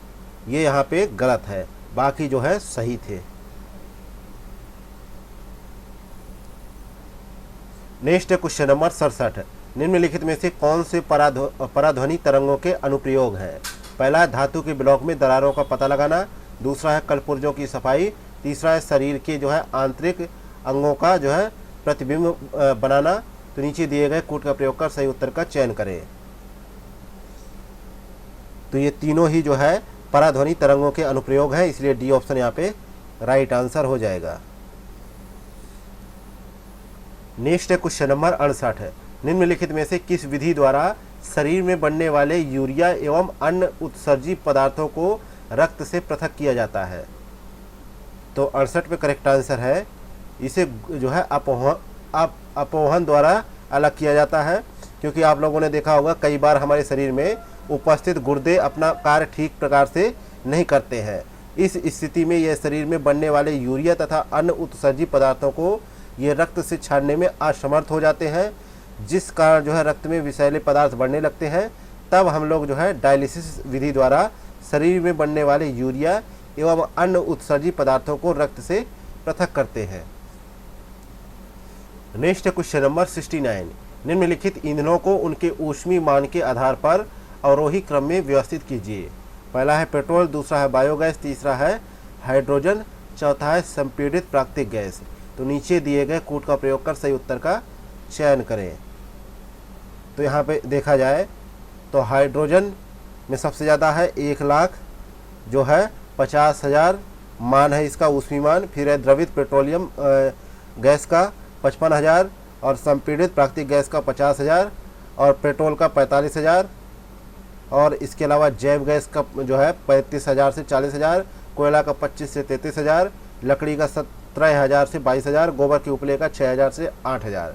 तो इस प्रकार यहाँ पे बी ऑप्शन करेक्ट आंसर हो जाएगा।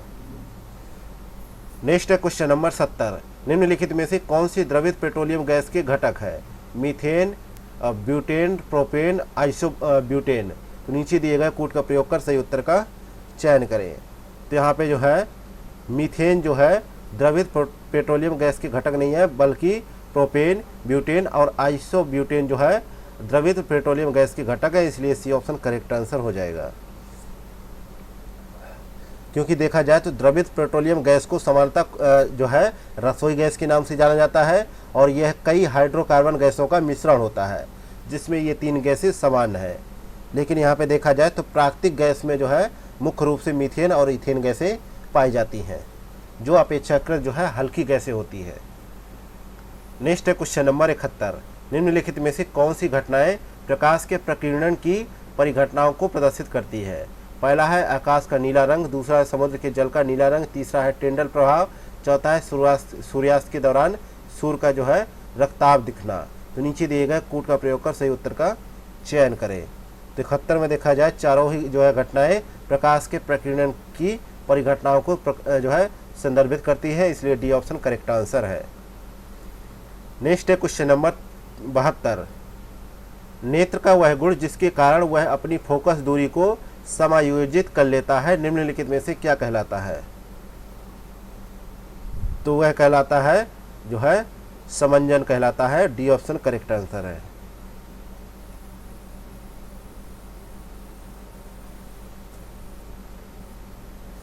नेक्स्ट है क्वेश्चन नंबर 73। निम्नलिखित युग्मों पर विचार करें। एक तरफ यंत्र है, दूसरी तरफ उनका अनुप्रयोग है। तो जो है लक्स मीटर का क्या अनुप्रयोग है? तो लक्स मीटर या जो है लाइट मीटर कहा जाता है उसको। इस तकनीक का उपयोग जो है फोटोग्राफी में किया जाता है।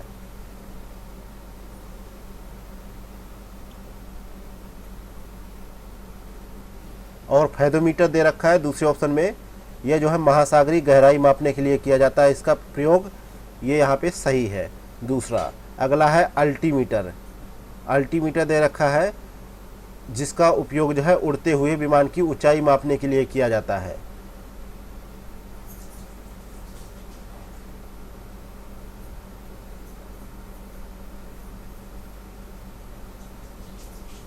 तो ये यहाँ पे गलत हो गया।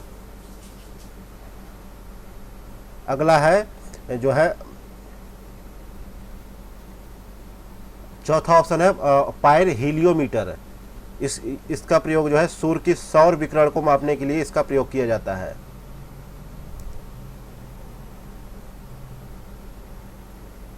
तो चौथा सही है, पहला भी सही था, तो इस प्रकार यहाँ पे सी ऑप्शन करेक्ट आंसर हो जाएगा। नेक्स्ट है क्वेश्चन नंबर 74। निम्नलिखित में से कौन सा जीवाणु जनित रोग नहीं है? तो जीवाणु जनित रोग कौन से है? टाइफाइड होता है, हैजा होता है, क्षय रोग होता है। लेकिन मलेरिया जो है एक जो है परजीवी की वजह से फैलने वाला रोग है और ये संक्रमित मच्छर में मौजूद जो परजीवी होता है उसके माध्यम से ये फैलता है। और ये रोगाणु इतने छोटे होते हैं कि हम इन्हें देख नहीं सकते हैं। और मलेरिया बुखार जो है प्लाज्मोडियम V6 नामक वायरस के कारण जो है फैलता है और जो है एनोफ्लीज नामक संक्रमित मादा मच्छर के काटने से मनुष्यों के रक्त प्रवाह में ये वायरस संचालित करता है। तो ये जो है वायरस जनित रोग है। बी ऑप्शन करेक्ट आंसर है। नेक्स्ट है क्वेश्चन नंबर 75। त्रिविमी मुद्रण का प्रयोग निम्नलिखित में से किसमें किया जाता है? पहला है एरोस्पेस और रक्षा क्षेत्र में, दूसरा है डेंटल जो है इम्प्लांट्स में, तीसरा है जैव प्रिंटर के रूप में, चौथा है कृत्रिम अंग निर्मित करने में। तो नीचे दिए गए कूट का प्रयोग कर सही उत्तर का चयन करें। तो यहाँ पे चारों ही ऑप्शन यहाँ पे सही है, इसलिए डी ऑप्शन करेक्ट आंसर हो जाएगा।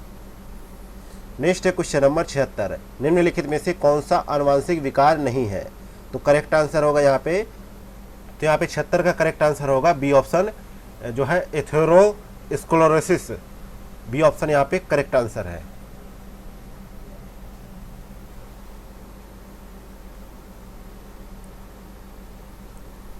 नेक्स्ट है क्वेश्चन नंबर 77। ऐसी दो जीव जातियां जिनकी वातावरणीय आवश्यकताएं बिल्कुल समान होती हैं, अनिश्चित काल तक एक ही स्थान पर नहीं बनी रह सकती। इस अवधारणा को निम्नलिखित में से किस नियम के अंतर्गत अभिव्यक्त किया जाता है? तो इसको जो है गॉसी के नियम के अनुसार अभिव्यक्त किया जाता है। डी ऑप्शन यहाँ पे राइट आंसर है। नेक्स्ट क्वेश्चन नंबर 78, निम्नलिखित युग्मों में से कौन सा सही सुमेलित नहीं है? एक तरफ ग्रंथि दे रखा है, दूसरी तरफ उनसे संबंधित हार्मोन्स का जिक्र है। तो यहाँ पे दे रखा है जो है अधिवृक्क ग्रंथि, इसके सामने होना चाहिए, इसके सामने जो है ऑक्सीटोसिन लिखा है। तो जो अधिवृक्क ग्रंथि है ये कशेरुकी जीवों में पाई जाने वाली एक जो है अंतरस्रावी ग्रंथि है। यह जो है गुर्दे के ऊपर स्थित होती है और इससे जो है हार्मोन्स जो निकलते हैं वो जो है हार्मोन्स है उसमें प्रोजेस्टेरिन और एंड्रोजन और जो है एस्ट्रोजन नामक जो है हार्मोन्स जो है स्रावित होते हैं, लेकिन यहाँ पे ऑक्सीटोसिन नहीं होता है, इसलिए ये यहाँ पे गलत होता है। नेक्स्ट क्वेश्चन नंबर 79, निम्नलिखित में से कौन सा विटामिन घाव भरने में सहायक है? तो इस विटामिन का नाम है vitamin C. C option correct answer है। इसको जो है एस्कॉर्बिक अम्ल भी कहा जाता है। नेक्स्ट क्वेश्चन नंबर 80, निम्नलिखित में से कौन सी विशेषताएं जो है ट्रांसजेनिक फसलों से संबंधित है? पहला है उत्पादन उपज में सुधार, दूसरा है सूखा प्रतिरोधी फसलों का विकास, तीसरा है फसलों के पोषण मूल्यों में वृद्धि, चौथा है फसल वृद्धि में वृद्धि। तो यहाँ पे 80 में देखा जाए तो यहाँ पे पहला, दूसरा, तीसरा सही है, लेकिन चौथा यहाँ पे गलत हो जाता है, क्योंकि फसल क्षति में वृद्धि होती है। ट्रांसजेनिक फसलों से ऐसा नहीं देखने को मिलता,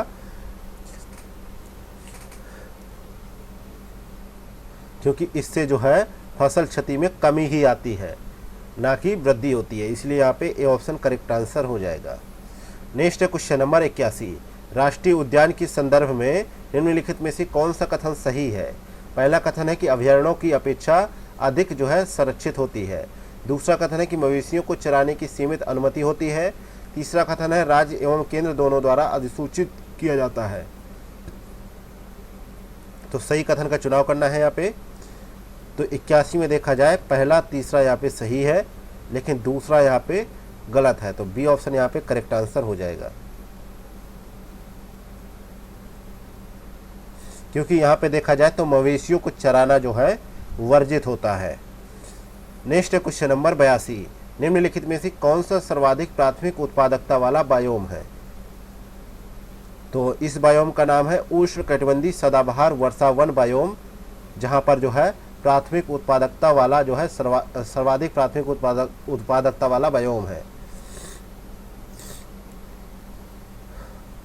आगे बढ़ते हैं, देखते हैं क्वेश्चन नंबर 83, वन्य जीव अधिनियम 1972 के संदर्भ में निम्नलिखित कथनों पर विचार करें। पहला कथन है कि इसमें शिक्षा एवं शोध कार्य के लिए वन्य जीवों की अपराध है। दूसरा कथन है इसमें वन्य जीवों के व्यापार को पूर्णतः प्रतिबंधित किया गया है। तो सही कथन का चुनाव करना है। तो 83 का देखा जाए तो पहला सही है, दूसरा यहाँ पे गलत है। तो ए ऑप्शन यहाँ पे करेक्ट आंसर हो जाएगा। अगला क्वेश्चन नंबर 84, निम्नलिखित में से कौन से जो है वनोन्मूलन के परिणाम है? पहला है जैविक विविधता में तीव्र वृद्धि, दूसरा है जो है एल्बिडो की दर में परिवर्तन, तीसरा है भूस्खलन में वृद्धि। तो नीचे दिए गए कूट का प्रयोग कर सही उत्तर का चुनाव करें। तो 84 में देखा जाए तो दूसरा, तीसरा सही है, पहला यहाँ पे गलत है। तो बी ऑप्शन यहाँ पे करेक्ट आंसर हो जाएगा। नेक्स्ट है क्वेश्चन नंबर 85, निम्नलिखित में से कौन सी विशेषताएं मैंग्रोव वनों से संबंधित है? पहला है पोषक तत्वों के पुनर्चक्रण में कमी करना, दूसरा है तटीय व मृदा अपरदन को रोकना, तीसरा है अन्य वनस्पतियों को नियंत्रित करना, चौथा है लोगों को रोजगार प्रदान करना। तो नीचे दिए गए कूट का प्रयोग कर सही उत्तर का चयन करें। तो 85 में ये देखा जाए तो सारे ऑप्शन तो सही नहीं है, लेकिन पहला, दूसरा और चौथा सही है, लेकिन तीसरा यहाँ पे गलत है। तो डी ऑप्शन यहाँ पे करेक्ट आंसर हो जाएगा। ये विशेषताएं जो है मैंग्रोव वनों से संबंधित है। ठीक है। नेक्स्ट है क्वेश्चन नंबर 86 नंबर क्वेश्चन है कि अभयारण्यों के संदर्भ में निम्नलिखित कथनों में से कौन सा कथन सही है। तो 86 में तीसरा नंबर कथन यानी सी ऑप्शन सही है। विशेष प्रजाति के संरक्षण पर केंद्रित होते हैं अभयारण्य, ऐसा कहा गया है। नेक्स्ट है क्वेश्चन नंबर 87 अवसाद चक्र के संदर्भ में निम्नलिखित कथनों पर विचार करें। पहला कथन है कि इनका क्रियान्वयन जलीय चक्रों द्वारा संपन्न होता है। दूसरा कथन है इसका अपर्दन जो है संघटक जीवमंडल की वर्षा एवं वनस्पति संगठनों के द्वारा प्रभावित होता है। तो 87 में आपसे पूछा गया है करेक्ट आंसर, तो 87 में दोनों करेक्ट आंसर है, सी ऑप्शन करेक्ट आंसर हो जाएगा। नेक्स्ट है क्वेश्चन नंबर 88 निम्नलिखित कथनों में से कौन सा शीत निष्क्रियता एवं जो है उपरति में भिन्नता को प्रदर्शित करता है।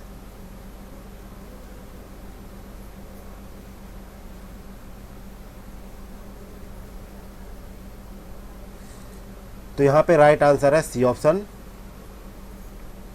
नेक्स्ट है क्वेश्चन नंबर 89 निम्नलिखित में से जैव विविधता के बाह्य स्थानीय संरक्षण में शामिल है। पहला जंतु उद्यान, दूसरा वनस्पति उद्यान, तीसरा पवित्र उपवन, चौथा बीज बैंक। सही कथन का चुनाव करना है। तो 89 में जो है जंतु विज्ञान सही है, वनस्पति उद्यान सही है, वन्य जीव सफारी पार्क ये यहाँ पे नहीं है, बीज बैंक भी सही है, लेकिन पवित्र उपवन नहीं है। तो पहला, दूसरा, चौथा यानी सी ऑप्शन राइट आंसर है।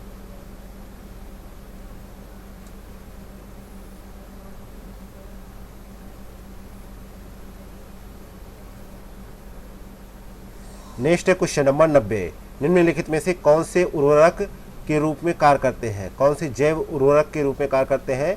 नॉस्टॉक, एगेरिकस और एजोटो बैक्टर ये 3 दिए गए हैं। तो यहाँ पे सही कथन का चुनाव करना है। तो 90 में देखा जाए तो यहाँ पे पहला, तीसरा सही है, लेकिन दूसरा यहाँ पे गलत हो जाता है।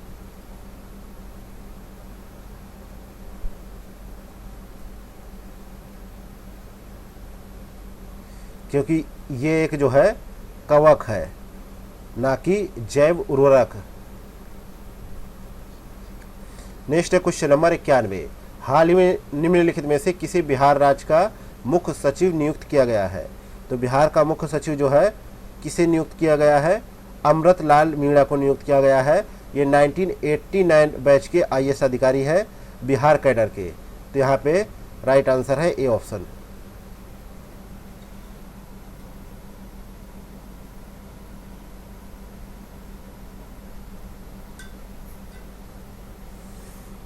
नेक्स्ट है क्वेश्चन नंबर 92 हाल ही में बिहार के नालंदा जिले के जो है निवासी कपिल देव प्रसाद का निधन हो गया। ये निम्नलिखित में से किस कला से संबंधित थे। तो कपिल देव प्रसाद का जो है 72 साल की उम्र में निधन हो गया। वह हृदय रोग से पीड़ित थे और पटना के एक अस्पताल में भर्ती थे। उन्हें राष्ट्रपति द्रौपदी मुर्मू ने जो है 52 बूटी साड़ी बुनके की कला के लिए 2023 में जो है पद्मश्री से सम्मानित किया।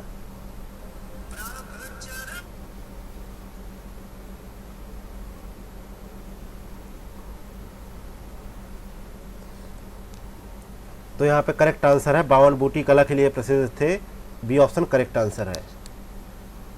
नेक्स्ट है क्वेश्चन नंबर 93 हाल ही में भारत छोड़ो आंदोलन में महत्वपूर्ण भूमिका निभाने वाले जुब्बा साहनी की प्रतिमा का अनावरण निम्नलिखित में से किस जनपद में किया गया। तो इनका प्रतिमा का अनावरण जो है पटना राजधानी में किया गया। ये ऑप्शन करेक्ट आंसर है और इसका उद्घाटन मुख्यमंत्री नीतीश कुमार ने किया। नेक्स्ट है क्वेश्चन नंबर 94 हाल ही में भुवनेश्वर उड़ीसा में आयोजित राष्ट्रीय स्तर की रग्बी खेल प्रतियोगिता में प्रीति ने स्वर्ण पदक अपने नाम किया। ये बिहार की किस निम्नलिखित में से किस जिले से संबंधित है। तो ये बिहार के भुवनेश्वर से मुजफ्फरपुर से संबंधित है, बी ऑप्शन करेक्ट आंसर है। नेक्स्ट है क्वेश्चन नंबर 95 हाल ही में बिहार को बाढ़ से निजात दिलाने के लिए केंद्र सरकार द्वारा एक समिति का गठन किया गया। निम्नलिखित में से कौन इस समिति के अध्यक्ष हैं। तो 95 का करेक्ट आंसर है अमरीश नायक इसके अध्यक्ष है। ए ऑप्शन यहाँ पे करेक्ट आंसर है। यह जो है 5 सदस्यीय जो है समिति है। नेक्स्ट है क्वेश्चन नंबर 96 हाल ही में बिहार स्वास्थ्य विभाग ने राज्य से जो है फाइलेरिया की समाप्ति के लिए जो है मास ड्रग एडमिनिस्ट्रेशन कार्यक्रम की शुरुआत की है। सरकार ने राज्य को किस वर्ष तक फाइलेरिया मुक्त करने का लक्ष्य निर्धारित किया है? तो 2027 तक बिहार जो है फाइलेरिया मुक्त घोषित हो जाएगा। बी ऑप्शन करेक्ट आंसर है। नेक्स्ट है क्वेश्चन नंबर 97। बिहार राज्य सरकार द्वारा निम्नलिखित में से किस उद्यम को बिहार स्टार्टअप पुरस्कार 2024 प्रदान किया गया है? तो यहाँ पे 97 का करेक्ट आंसर है जो है मेडिवाइजर प्राइवेट लिमिटेड। नेक्स्ट है क्वेश्चन नंबर 98। केंद्रीय बजट 2024-25 में सप्तऋषि कॉरिडोर बनाने का प्रस्ताव किया गया है। यह कॉरिडोर बिहार के निम्नलिखित में से किस जिले में बनाया जाएगा? तो 98 का राइट आंसर है, ये जो है नालंदा जिले में बनाया जाएगा। सी ऑप्शन करेक्ट आंसर है। नेक्स्ट है क्वेश्चन नंबर 99। हाल में संयुक्त अरब अमीरात सरकार ने बिहार के निम्नलिखित में से किस व्यक्ति को गोल्डन वीजा प्रदान किया है? तो 99 का करेक्ट आंसर है, आनंद कुमार को गोल्डन वीजा दिया गया है। ये सुपर 30 के संस्थापक हैं। सी ऑप्शन करेक्ट आंसर है। नेक्स्ट है क्वेश्चन नंबर 100। मार्च 2024 में बिहार जलवायु सम्मेलन एवं प्रदर्शनी का आयोजन निम्नलिखित में से किस जिले में किया गया? तो 100 का करेक्ट आंसर है, बी ऑप्शन पटना में किया गया। बी ऑप्शन यहाँ पे करेक्ट आंसर है। नेक्स्ट है क्वेश्चन नंबर 101। वीर शैव आंदोलन के संदर्भ में निम्नलिखित कथनों पर विचार करें। पहला कथन है कि इसका प्रारंभ 12वीं शताब्दी के मध्य में कर्नाटक में हुआ। दूसरा कथन है यह कर्मकांड एवं मूर्ति पूजा का विरोधी था। तीसरा कथन है बसवण्णा इस आंदोलन के प्रमुख संत थे। तो सही कथन को यहाँ पे चुनना है। तो 101 में देखा जाए तो करेक्ट आंसर है, तीनों ऑप्शन यहाँ पे सही है। डी ऑप्शन यहाँ पे करेक्ट आंसर है। नेक्स्ट है क्वेश्चन नंबर 102। सिंधु सभ्यता के निम्नलिखित में से किस जो है स्थल से पशुपति की मुहर प्राप्त हुई है? तो 102 का करेक्ट आंसर है, बी ऑप्शन मोहनजोदड़ो से प्राप्त हुई है। बी ऑप्शन यहाँ पे राइट आंसर है।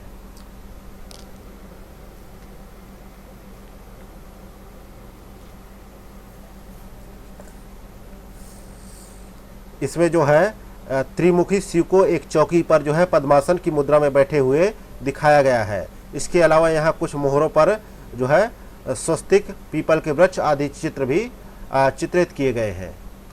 नेक्स्ट है क्वेश्चन नंबर 103। वज्रयान संप्रदाय के संदर्भ में निम्नलिखित कथनों में से कौन सा कथन सही है? पहला कथन है कि देवियों को महत्व प्रदान किया गया। दूसरा है मांस के सेवन पर बल दिया गया। तीसरा है तांत्रिक क्रियाओं का प्रतिपादन किया गया। चौथा है वर्ण व्यवस्था का समर्थन किया गया। तो 103 में बताइए कौन सा ऑप्शन यहाँ पे करेक्ट आंसर होगा? तो यहाँ पे जो है 103 में जो है पहला, दूसरा, तीसरा सही है, लेकिन चौथा यहाँ पे गलत हो जाता है। चौथा इसलिए गलत हो जाता है कि क्योंकि इस संप्रदाय में वर्ण व्यवस्था का समर्थन नहीं किया गया है। नेक्स्ट है क्वेश्चन नंबर 104। निम्नलिखित युगों में से कौन सा सही सम्मिलित नहीं है? तो मौर्यकालीन अधिकारी है एक तरफ, दूसरी तरफ उनका दायित्व दे रखा है।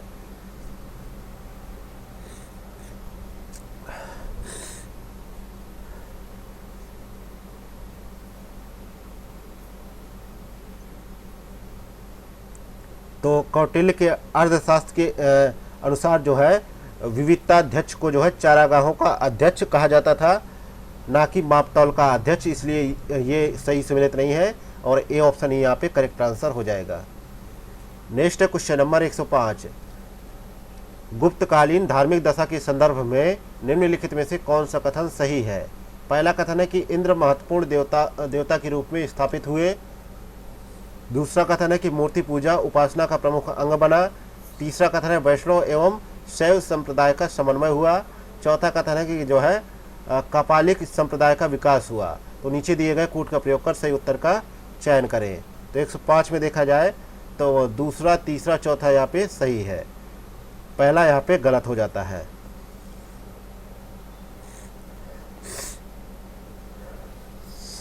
क्योंकि देखा जाए तो गुप्त काल में जो है बहुसंख्यक अभिलेखों में भगवान विष्णु के मंदिरों का उल्लेख मिलता है।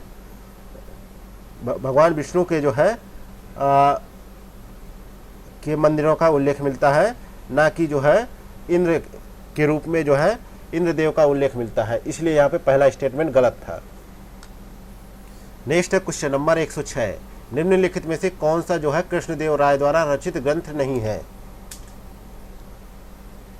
तो कृष्णदेव राय द्वारा रचित ग्रंथ नहीं है।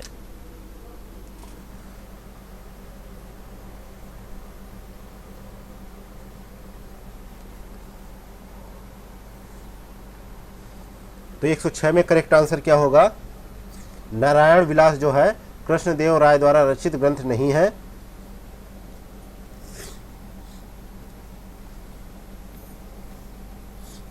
क्योंकि जो है नारायण विलास की रचना जो है राजा विरूपाक्ष ने की थी, ना कि कृष्णदेव राय ने की थी। नेक्स्ट है क्वेश्चन नंबर 107, निम्नलिखित में से किस शासक ने जो है नौरसपुर नामक नगर की स्थापना की थी? तो नौरसपुर नामक नगर की स्थापना जो है इब्राहिम आदिल शाह द्वितीय ने किया था। डी ऑप्शन यहाँ पे करेक्ट आंसर है।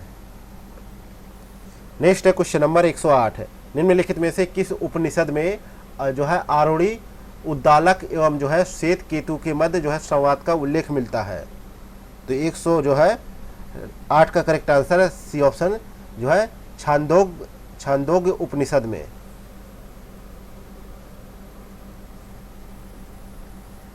नेक्स्ट है क्वेश्चन नंबर 109, निम्नलिखित में से कौन सा मंदिर द्रविड़ शैली में निर्मित नहीं है?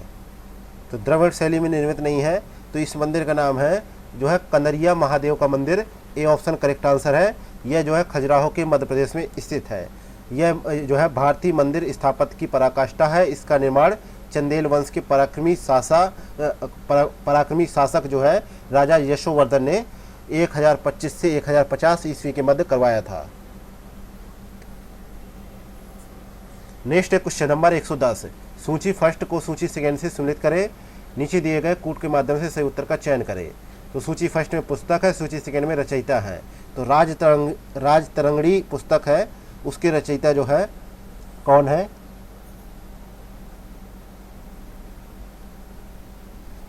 उसके रचयिता कौन है?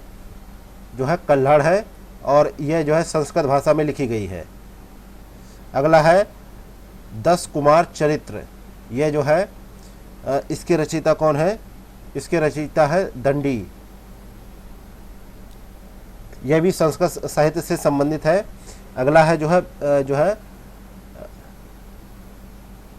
अगला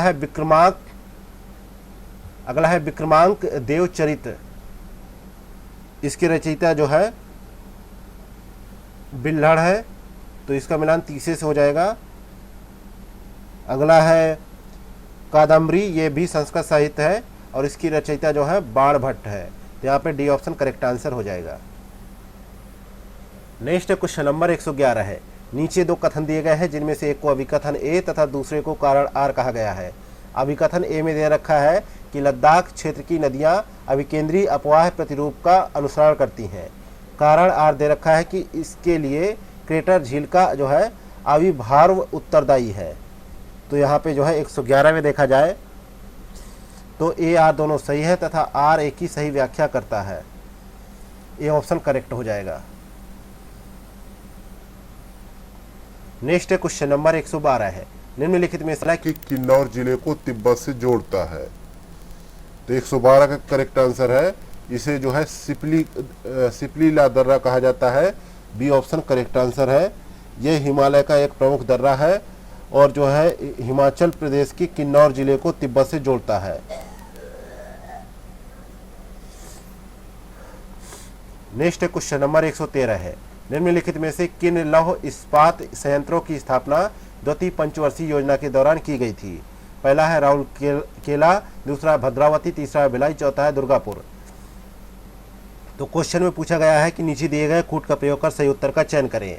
तो यहाँ पे देखा जाए तो द्वितीय पंचवर्षीय योजना के दौरान जो है राउरकेला, भिलाई और दुर्गावती जो है लौह इस्पात संयंत्रों की स्थापना हुई थी। लेकिन जो है टाटा लोहा एवं इस्पात कंपनी की स्थापना जो है जमशेदपुर में जो है 1907 में ही हो गई थी। और सार्वजनिक क्षेत्र के अंतर्गत जो है प्रथम लोहा एवं इस्पात संयंत्र जिसे अब जो है विश्वेश्वरैया लोहा एवं इस्पात कंपनी के नाम से जाना जाता है, की स्थापना जो है भद्रावती में सन 1923 में ही हो गई थी, सबसे पहले ही हो गई थी। इसके पश्चात जो है दुर्गावती, भिलाई और राउरकेला की स्थापना द्वितीय पंचवर्षीय योजना के दौरान की गई थी। तो यहाँ पे सी ऑप्शन करेक्ट आंसर हो जाएगा। नेक्स्ट है क्वेश्चन नंबर 114 है, कांगतू चोटी निम्नलिखित में से किस पर्वतीय क्षेत्र का भाग है? तो कांगतू चोटी जो है अरुणाचल हिमालय का भाग है। बी ऑप्शन यहाँ पे करेक्ट आंसर है। नेक्स्ट है क्वेश्चन नंबर 115 है, सूची फर्स्ट को सूची सेकेंड से सम्मिलित कीजिए तथा नीचे दिए गए कूट का प्रयोग कर सही उत्तर का चयन करें। सूची फर्स्ट में नदी है, सूची सेकेंड में उद्गम स्थल है। तो यहाँ पे देखा जाए तो महानदी का मिलान किससे होगा? महानदी का मिलान होगा जो है सिहावा पहाड़ी से, और पिन्नार का मिलान होगा जो है नंदी दुर्ग पहाड़ी से, और ताम्रपर्णी का मिलान होगा जो है अगस्त मलाई पहाड़ी से, और वैगई का मिलान होगा वरुसा नद पहाड़ी से। इस प्रकार यहाँ पे बी ऑप्शन करेक्ट आंसर है।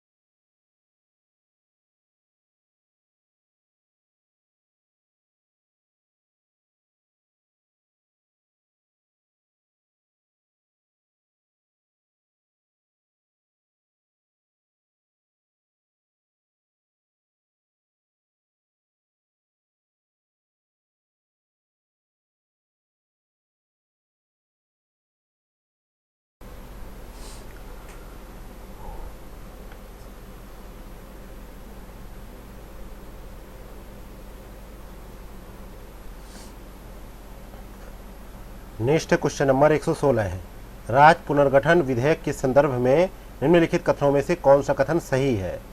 पहला कथन है इसे केवल राष्ट्रपति की जो है पूर्वानुमति से ही प्रस्तुत किया जा सकता है। दूसरा कथन है इसे जो है संसद में साधारण बहुमत से पारित किया जाता है या पारित किया जा सकता है। तीसरा कथन है संसद द्वारा विधानमंडल के विचार मानने के लिए बाध्य है। संसद जो है राज्य विधानमंडल के विचार मानने के लिए बाध्य है। चौथा कथन है कि केंद्र शासित प्रदेशों की स्थिति में संसद का निर्णय अंतिम है। तो नीचे दिए गए कूट का प्रयोग कर सही उत्तर का चयन करें। तो 116 में देखा जाए तो पहला, दूसरा, चौथा सही है, लेकिन तीसरा यहाँ पे गलत हो जाता है। तीसरा यहाँ पे गलत हो जाता है,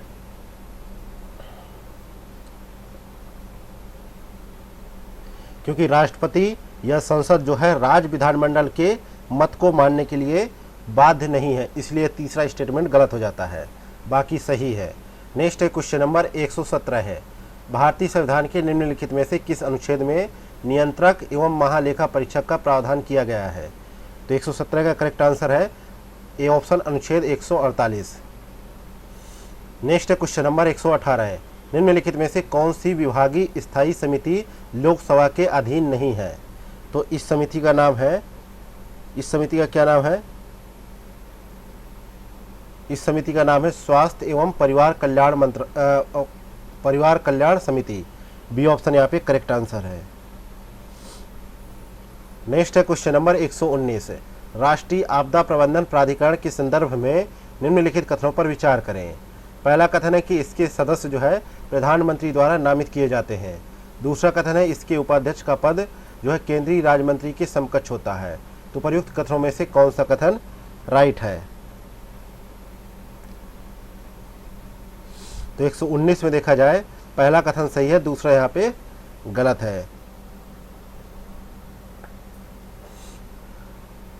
जबकि इसके उपाध्यक्ष का दर्जा जो है एक कैबिनेट मंत्री के समकक्ष, जबकि अन्य सदस्यों का केंद्रीय राज्य मंत्री के समकक्ष होता है, इसलिए दूसरा स्टेटमेंट गलत था। नेक्स्ट है क्वेश्चन नंबर 120 है, भारत के निम्नलिखित उपराष्ट्रपतियों को उनके जो है कार्यकाल के अनुसार कालानुक्रम में व्यवस्थित कीजिए तथा नीचे दिए गए कोड का प्रयोग कर सही उत्तर का चुनाव करें। तो वीवी गिरी दे रखा है और जो है गोपाल स्वरूप पाठक दे रखा है। इनका जो कार्यकाल था 15 मई से जो है 15 मई 1967 से 3 मई 1969, और गोपाल स्वरूप पाठक का जो है कार्यकाल था 31 अगस्त 1969 से 30 अगस्त 1974, और बीडी जत्ती का कार्यकाल था 31 अगस्त 1974 से 30 अगस्त 1979 तक, और आर वेंकटरमन का कार्यकाल था 31 अगस्त 1984 से 24 जुलाई 1987 तक। इस प्रकार पहला, दूसरा, तीसरा, चौथा, तो यहाँ पे राइट आंसर होगा 120 का सी ऑप्शन।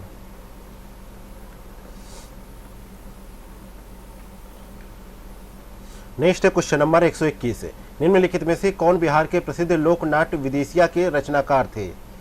तो इसके रचनाकार कौन थे, जो है भिखारी ठाकुर थे। बी ऑप्शन करेक्ट आंसर है, और इनका जन्म 18 दिसंबर 1887 को सारण जिले में हुआ था। उन्होंने समाज की कुरीतियों पर जो है इस लोक नाट्य के माध्यम से काफ़ी प्रहार किया, और उनके जो है नाटक इतने अद्भुत थे कि उन्हें जो है भोजपुरी शेक्सपियर के नाम से जाना जाता था, और उनकी मृत्यु 10 जुलाई 1971 को हुई थी। नेक्स्ट है क्वेश्चन नंबर 122 है, बिहार के सियाराम दल ने निम्नलिखित में से किस आंदोलन में महत्वपूर्ण भूमिका निभाई थी। तो उन्होंने जो है भारत छोड़ो आंदोलन में जो है बिहार के जो है सियाराम दल ने महत्वपूर्ण भूमिका निभाई, और इस दल का गठन जो है तिलकपुर भागलपुर के निवासी सियाराम सिंह के नेतृत्व में इसका गठन किया गया। तो यहाँ पे डी ऑप्शन करेक्ट आंसर हो जाएगा। नेक्स्ट है क्वेश्चन नंबर 123 है, रोहतास का पठार निम्नलिखित में से किस नदी द्वारा छोटा नागपुर पठार से अलग होता है। तो रोहतास का पठार जो है विंध्य श्रेणी का पूर्वी भाग है, और इसका विस्तार मध्य प्रदेश से प्रारंभ होकर रोहतास बिहार तक है। इसकी सतह जो है अपरदित एवं ऊबड़ खाबड़ है, और इस पठार की औसत ऊंचाई जो है 300 से 450 मीटर तक है, और यह रोहतास गढ़ का जो है सबसे ऊंचा पठार है, जिसकी ऊंचाई 495 मीटर है। यह पठार जो है छोटा नागपुर पठार से सोन नदी द्वारा अलग होता है। और इस पठार में बलुआ पत्थर अधिक मात्रा में पाया जाता है, तो सोन नदी यहाँ पे राइट आंसर हो जाएगा। नेक्स्ट है क्वेश्चन नंबर 124। पर्यावरणीय संवेदनशील क्षेत्र जो है बरेला झील पक्षी अभयारण्य बिहार के निम्नलिखित में से किस जिले में अवस्थित है? तो यह जो है बिहार के वैशाली जिले में है। ए ऑप्शन करेक्ट आंसर है। नेक्स्ट है क्वेश्चन नंबर 125। सूची फर्स्ट को सूची सेकेंड से सम्मिलित करें तथा नीचे दिए गए कूट का प्रयोग कर सही उत्तर का चयन करें। तो 125 में खनिजों का मिलान करना है स्थान से। तो ग्रेनाइट बिहार के भागलपुर, गया, जहानाबाद और जमुई जनपद में पाया जाता है।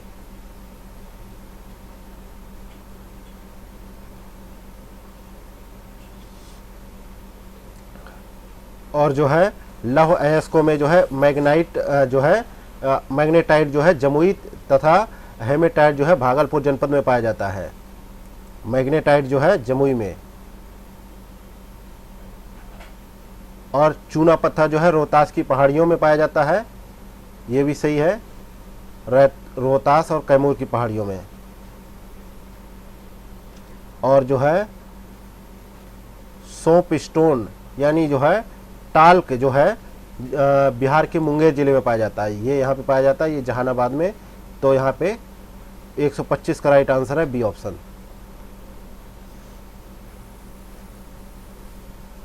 अगला क्वेश्चन नंबर 126 है।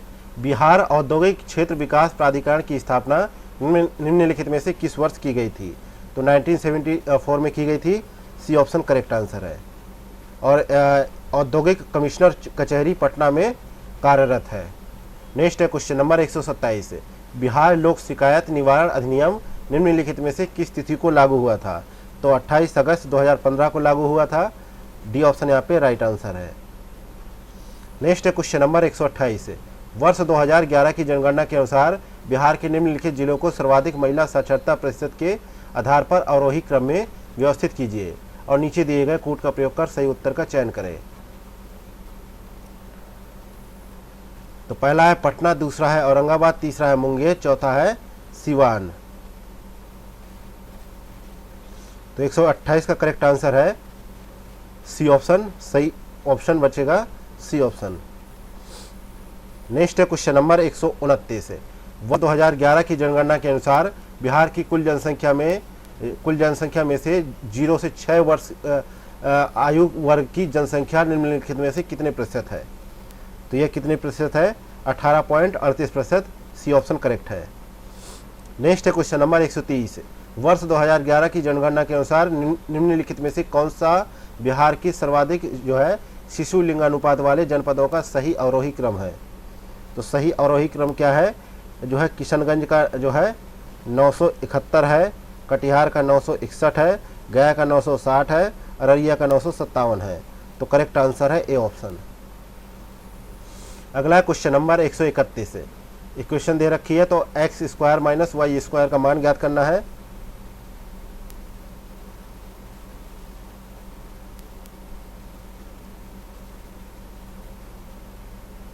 एक 131 का करेक्ट आंसर है बी ऑप्शन 8 आएगा यहाँ पे।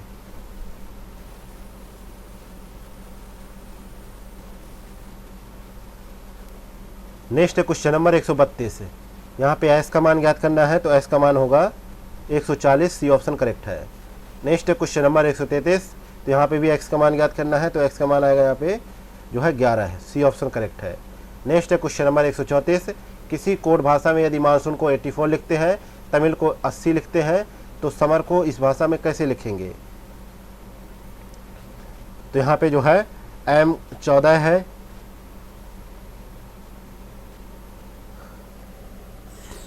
ओ को जो है 12 से, एन को जो है 13 से, एस को जो है 12 से, एस को जो है 8 से, ओ को 12 से, ओ को 12 से और जो है एन को 13 से। इसी प्रकार तमिल को भी कूट के माध्यम से लिखा जाए, तो एस को क्या लिखा गया है? एस को 8 लिखा गया है। और जो है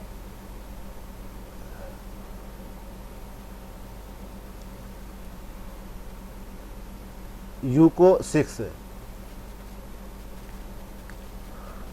विपरीत क्रम में लिखना है ना, विपरीत क्रम में लिखें तो जो है एस को 8, यू को 6 और जो है एम को जो है 16 और प्लस एम को 16, ई को जो है 22, प्लस 9, तो जोड़ा जाए तो 73 सही आंसर आएगा। बी ऑप्शन करेक्ट है।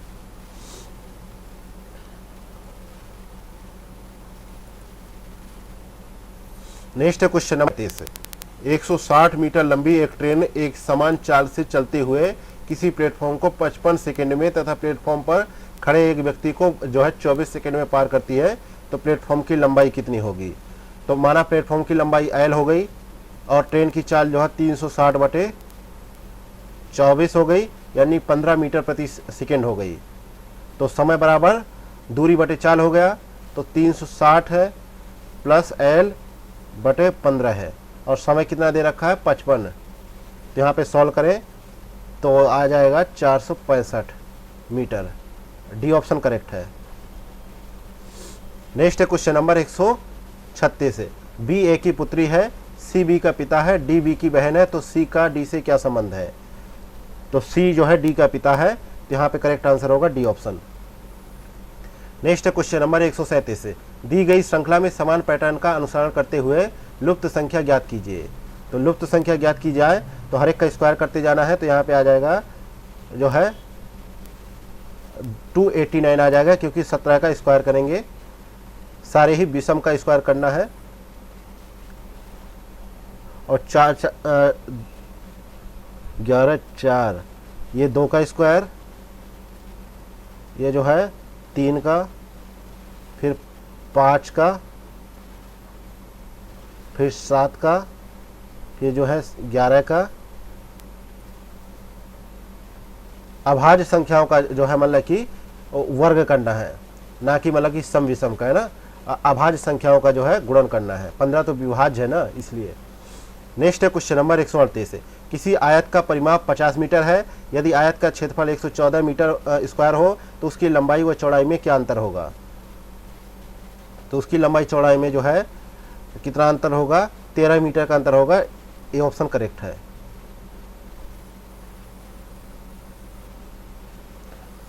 एक 139 नंबर क्वेश्चन देखा जाए।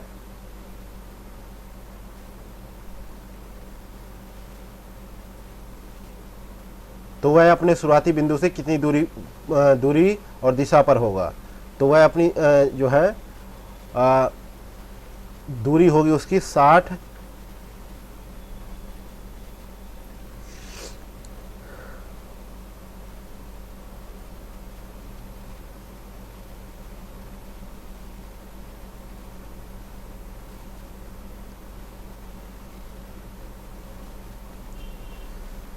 तो यहाँ पे ए ऑप्शन करेक्ट आंसर हो जाएगा। नेक्स्ट है क्वेश्चन नंबर 140 है। एक दुकानदार ने 25 वस्तुओं को इस प्रकार बेचा कि उसे 5 वस्तुओं के विक्रय मूल्य के बराबर लाभ हुआ, तो उसका लाभ प्रतिशत क्या होगा? तो 25% होगा। बी ऑप्शन करेक्ट है। नेक्स्ट है क्वेश्चन नंबर 141 है।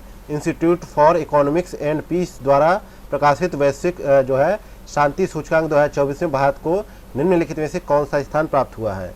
इसमें जो है भारत को 116वां स्थान प्राप्त हुआ है 163 देशों में। नेक्स्ट है क्वेश्चन नंबर 142 है। हाल ही में निम्नलिखित में से किस देश ने अंतर्राष्ट्रीय पुरुष फुटबॉल चैंपियनशिप कोपा अमेरिका 2024 का खिताब जीता है? तो इस देश का नाम बताना है। तो इस देश का नाम है अर्जेंटीना। डी ऑप्शन करेक्ट है। नेक्स्ट है क्वेश्चन नंबर 143 है। हाल ही में निम्नलिखित में से किसी यूरोपीय परिषद का नया अध्यक्ष चुना गया है? तो जो है पुर्तगाल के पूर्व प्रधानमंत्री है एंटोनियो कोस्टा, उनको जो है यूरोपीय संघ की यूरोपीय परिषद का नया अध्यक्ष चुना गया है। बी ऑप्शन करेक्ट है। नेक्स्ट है क्वेश्चन नंबर 144 है। हाल ही में 16वां भविष्य ऊर्जा सम्मेलन 2024 निम्नलिखित में से किस स्थान पर संपन्न हुआ? तो यह जो है अबू धाबी संयुक्त अरब अमीरात में संपन्न हुआ। यहाँ पे करेक्ट आंसर है A option. Next question number 145 है। हाल ही में निम्नलिखित में से कौन ब्लू ओरिजिन के न्यू शेफर्ड 25 मिशन के अंतर्गत अंतरिक्ष पर्यटक के रूप में शामिल होने वाले पहले भारतीय बन गए हैं? तो 145 का करेक्ट आंसर है डी ऑप्शन गोपीचंद जो है Thotakura. D option correct answer है। नेक्स्ट क्वेश्चन नंबर 146 है। 70वें राष्ट्रीय फिल्म पुरस्कारों के अंतर्गत निम्नलिखित में से किस फिल्म को सर्वश्रेष्ठ हिंदी फिल्म का राष्ट्रीय पुरस्कार प्राप्त हुआ है? तो 146 का राइट गुलमोहर को प्राप्त हुआ है, बी ऑप्शन राइट आंसर है। अगला है क्वेश्चन नंबर 147 है, हाल ही में निम्नलिखित में से कौन सा अंतर्राष्ट्रीय श्रम संगठन के कार्यस्थल पर हिंसा और उत्पीड़न कन्वेंशन का अनुमोदन करने वाला पहला एशियाई देश बना है? तो 147 का करेक्ट आंसर है जो है फिलीपींस, सी ऑप्शन यहाँ पे करेक्ट आंसर है। नेक्स्ट है क्वेश्चन नंबर 148 है, निम्नलिखित में से किसी वर्ष 2023 के लिए 33वां सरस्वती पुरस्कार प्रदान करने का निर्णय लिया गया है? तो 148 का करेक्ट आंसर है बी ऑप्शन, प्रभा वर्मा को मिला है, बी ऑप्शन करेक्ट आंसर है। नेक्स्ट है क्वेश्चन नंबर 149 है, 71वें मिस वर्ल्ड प्रतियोगिता की विजेता क्रिस्टीना जो है पिस्टकोवा को निम्नलिखित में से किस देश से संबंधित है, ये आपको बताना है। तो ये जो है चेक रिपब्लिक से संबंधित है, तो यहाँ पे जो है सी ऑप्शन करेक्ट आंसर है। नेक्स्ट है क्वेश्चन नंबर 150 है, हाल ही में निम्नलिखित में से कौन सा एयरपोर्ट काउंसिल इंटरनेशनल के एयरपोर्ट कार्बन प्रत्यायन कार्यक्रम के अंतर्गत शून्य कार्बन उत्सर्जन हवाई अड्डे का दर्जा प्राप्त करने वाला पहला भारतीय हवाई अड्डा बना है?